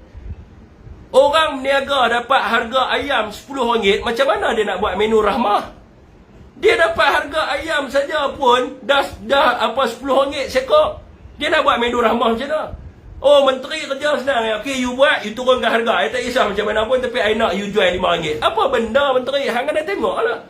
Sebab apa ni rantaian bekalan? Rantaian bekalan, menteri. Guna otak tengok rantaian bekalan menyebabkan kenaikan harga barang. Hei, kita ni ada tak profesor pertanian tolong hampa kena membantu rakyat Malaysia. Profesor di universiti tulis surat hantar kat menteri suruh dia buat kajian macam mana nak turunkan harga ayam. Hari tu saya bawa budak UPM seorang kan pergi bagi dah kat depa surat dan sebagainya ni. Tolong profesor sebab menteri ni tak tahu apa. Hampa pergi buat lecture kat depa pergi ajak, okey, pergi buat kat dia kos. Okey, menteri dengar, okey, ayam naik sebab apa? Okey, ayam dia apa? Okey, tulis di sini. Ayam dia punya ni 80% naik disebabkan dia punya makanan dia. 20% disebabkan utility. Lepas tu dia punya vaksin ayam, vaksin bayam pun mahal. Segala macam. Okey, pergi buat kat dia semua. Tulis kat menteri tu bagi tahu. Nak turun harga ayam 80% disebabkan ni. Corn dengan soybean. Corn dengan soybean turun harga ayam. Utility sebab ayam lah ni kita kena belah lah ekor. Tolong boleh tak profesor piajak menteri ni? Sampai tak tahu apa. Harga sayur naik sebab apa? Oh gini, geng-geng petani piajak apa? Okey, sayur. Okey, dia bergantung sebab apa? Okey, sayur. Tulis dalam tu, tulis kat dia. Sayur. Okey. Baja, racun. Dua ni main peranan besar. Kalau harga baja naik, harga racun naik, harga sayur akan naik. Pergi buat graf kat dia macam tu. Okey. Harga baja naik, harga sayur naik. Harga baja, harga racun naik, harga sayur naik. Turun harga baja, turun harga racun, harga sayur turun. Boleh tak tolong seorang piajak kat menteri tak erti bahasa ni? Sama jugalah ni, barang sah apa semua. Dia suruh buat ni. Kita rakyat ni dah tertekan dengan kenaikan. Kata ringgit mengukuh. Bila ringgit mengukuh, harga import bagi tahu dia. Menteri, dulu kita import 1 tan 1,500 USD. Kalau dulu ringgit 4.7. Waktu tu kita punya kos berapa? RM7,000. Sekarang ni ringgit 4.3. Duk bangga dengan ringgit 4.3. Bila kita import, harga turun. Dulu RM7,000, sekarang jadi RM6,400. Sebab apa harga baja tak turun? Patutnya bila ringgit mengukuh, harga kita dapat murah, harga produk kurang lah. Bukan menu rahmah. Ini teori yang paling senang ni, formula paling mudah, tapi menteri tak erti buat apa. Jadi tuan-tuan, menu rahmah. Yang pertama, menu rahmah tidak boleh turunkan harga baja. Menu rahmah tak boleh turunkan harga dedak. Menu rahmah tak boleh turunkan harga elektrik. Menu rahmah tak boleh turunkan harga barang asas kat pasaran. Peniaga-peniaga kecil hari ini, menteri kena tahu peniaga kecil sederhana mereka dah capai had maksimum. Bila kita cerita tentang Maidin dia beli ayam berapa tan satu hari. Dia beli berapa tan, harga dia beli berapa. Dia pemborong, dia ni supermarket. Dia beli berapa? Dia bukan beli ayam RM9.50. Dia beli ayam murah. Dia pergi ambil ayam merata di Thailand semua segala ni. Prisma pun mereka beli ayam satu Malaysia. Restoran mereka berapa banyak mereka beli. Econsave beli ayam banyak mana? Peniaga-peniaga kecil ni pergi beli ayam dekat Maidin RM9.50, RM8 peniaga kecil. Peniaga kecil ni, untuk pengetahuan menteri, mereka dah sampai mereka punya maksimum price. Dah sampai dah, ni songkok saya, tuan-tuan. Ni songkok saya. Dia punya cost, ni atas ni dia punya untung dia. Ni atas untung. Dia dah reduce. Ni songkok saya, nak bagi tahu kat menteri, dia tak erti. Peniaga hari ni, bawah ni dia punya cost, atas dia punya untung. Untung dia dah turun sampai duk taring lah. Untung peniaga ni duk taring, nak turun pergi dekat kos, dah jadi loss. Kalau dia turun lagi bawah mai tang hidung saya, tu dia panggil loss. Ni dia panggil margin loss. Peniaga hari ni dah tak boleh turun dah. Dia dah habis dah sampai maksimum, dia turun dah maksimum. Ni dia punya untung. Kalau naik dia untung RM1, kalau turun dia dah rapat, tak ada untung. Dia turun bawah lagi, dia dah jadi rugi. Menteri tahu tak, kalau dia turun bawah ni mai tang ni, dia panggil sebagai loss. Loss profit, dia dah rugi dah. Bila dia dah rugi, dia nak berniaga apa? Baik dia tutup kedai, dia tak payah berniaga. Dia suruh dia pergi buat menu rahmah apa benda. Dia kata apa baik, aku tak payah berniaga, aku tutup kedai lagi bagus. Jadi menteri kena fikirlah bab-bab benda ni semua. Sebab peniaga kecil dan sederhana, mereka tak dapat cukai. Rakyat mereka tak dapat pelepasan cukai. Rakyat kebiasaan hari ini dah tertekan dengan beban hutang, dengan harga barang yang mahal. KWSP pula tak boleh buat keluar. Macam mana rakyat nak percaya pada kerajaan hari ini, sedangkan formula paling simple pun tak tahu. Menteri duk jadi duta, pergi duk rasmi sana, pergi rasmi menu rasmah sini, pergi rasmi, semua jadi bingai semua. Tak buat kerja apa untuk rakyat dan sebagainya. Rakyat tak yakin. Ni kita nak cerita lepas ni berkaitan dengan isu KWSP rakyat ni. Last sekali jadi overdose. Habis tu mati ya. Dah sampai tahun ni, dia punya kos dia pun rapat, habis semua, jahanam. Okey saudara semua, saya lepas ni nak buka kepada yang KWSP punya orang untuk ni. Betul.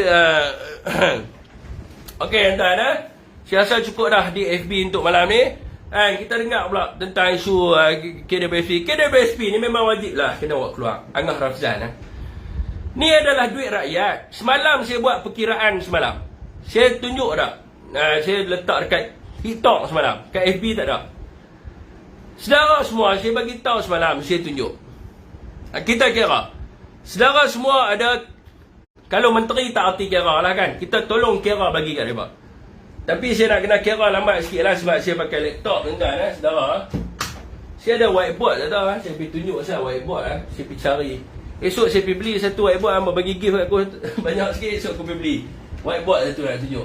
Okey, contoh tuan-tuan, KWSP untuk majikan berapa? Majikan berapa? Semalam saya tunjuk tak? Majikan kerja.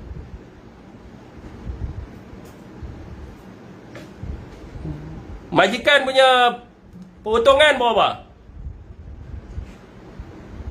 Fee ekonomi dulu dapat A+. Majikan punya ni majikan 13. Pekerja berapa? Pekerja berapa persen? Pekerja berapa persen? Pekerja 11.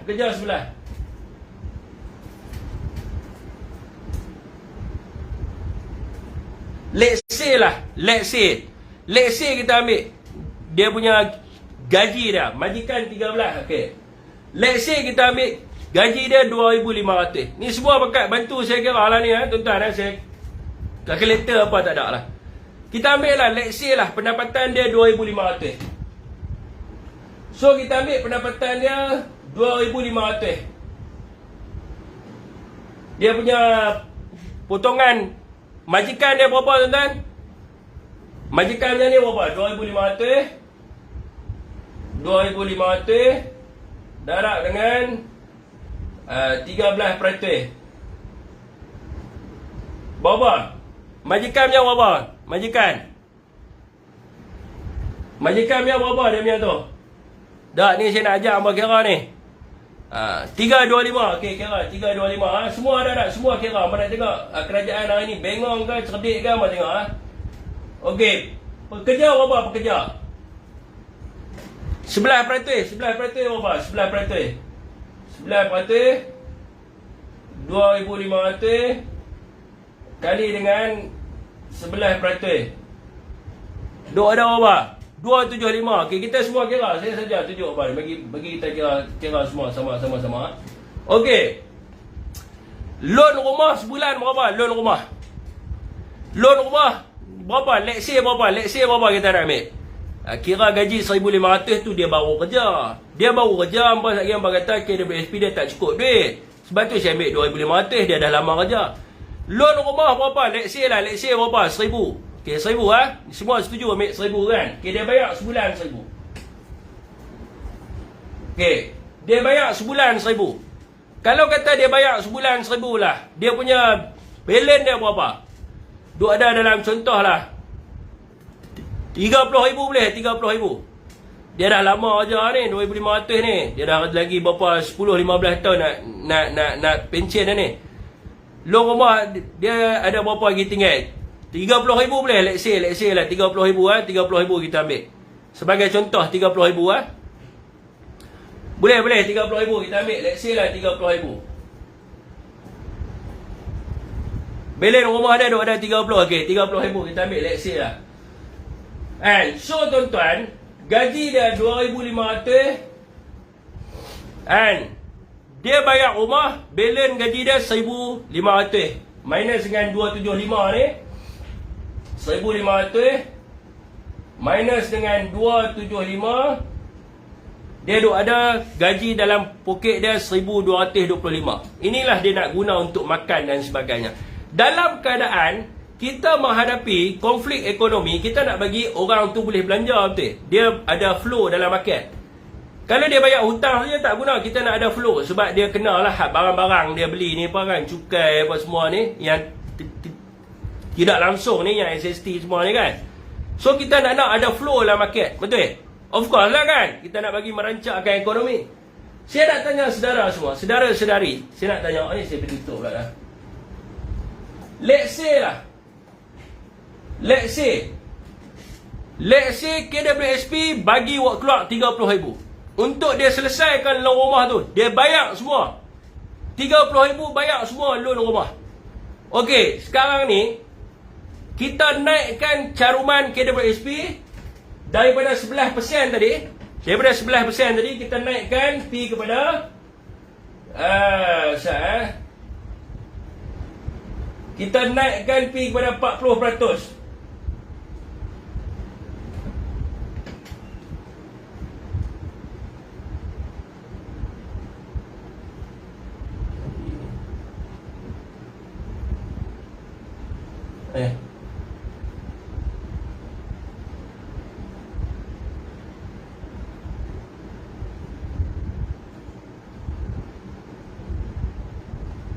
Okey.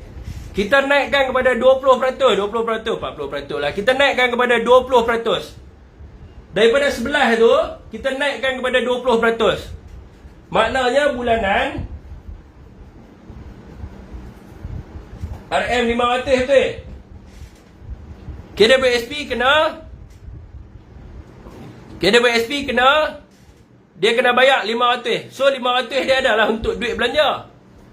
Naikkan dia punya potongan KWSP dia. Tak kira lah. Contohlah kalau dia ada hutang 1,000, dia ambil 30,000 kan. Dia ambil 30,000, naikkan dia punya bulanan dia, supaya dia ada duit belanja lebih. Nak naik berapa ikut suka dia, pilih lah 500 ke 700. Buat untuk pilih. Sebagai contohnya, buat untuk pilih. Kalau RM500 tuan-tuan, 500 darab 12. Darab 12. 6,000. Setahun 6,000.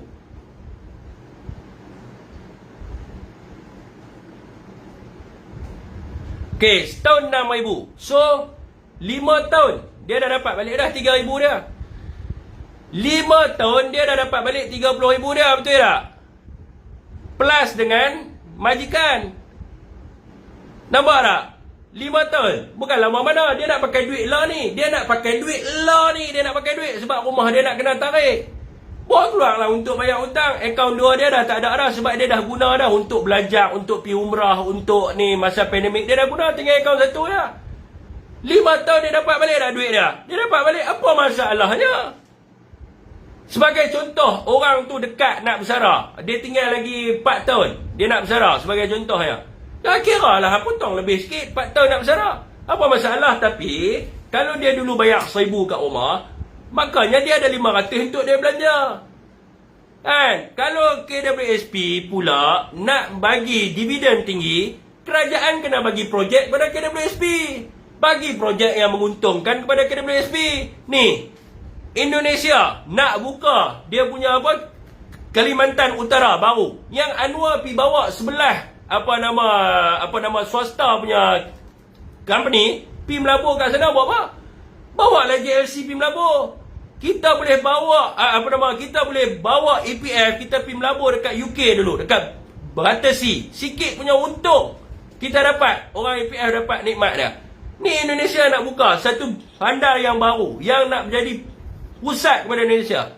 Dan mereka minta kepada orang yang nak melabur di situ, bawa lah EPF. Bila EPF pergi melabur, pergi buat hotel ke, pergi buat apa ke di situ ke, maka dia akan bagi keuntungan kepada pelabur. Ni long term investment. Dia naikkan kita punya interest. Bila naikkan dividen tahunan KWSP, maka dapat recover balik. Dia bukan cerita lah ni, kerajaan nak jamin orang tua tu macam mana dia nak bersara nanti dan sebagainya. Kerajaan kena fikir macam mana nak menambah dia punya simpanan. Hari ni rakyat nampak dia simpan dalam EPF pun duit dia tak bertambah, baik dia pergi simpan kat luar. Dia pergi simpan kat FD dan sebagainya, lagi duit dia lagi bercambah. Hari ni sepatutnya KWSP kena bagi dividen yang paling tinggi, baru orang percaya. Bawa lah syarikat EPF ni pergi melabur di Amerika ke, melabur di UK ke, melabur di Indonesia ke. Ni bawa syarikat swasta pergi melabur. Ini tugas kerajaan. Dia nak keluar 30,000 dalam masa 5 tahun boleh dapat balik duit tu, dan kemudiannya cari pelaburan untuk naikkan dividen bagi kepada KWSP. Okey saudara, saya nak buka, mungkin ada ramai yang nak request untuk BC dan sebagainya. Saya rasa di FB setakat 2 jam. Malam ni panjang sikit di FB ni, kat 2 jam. Setakat 2 jam untuk malam ni.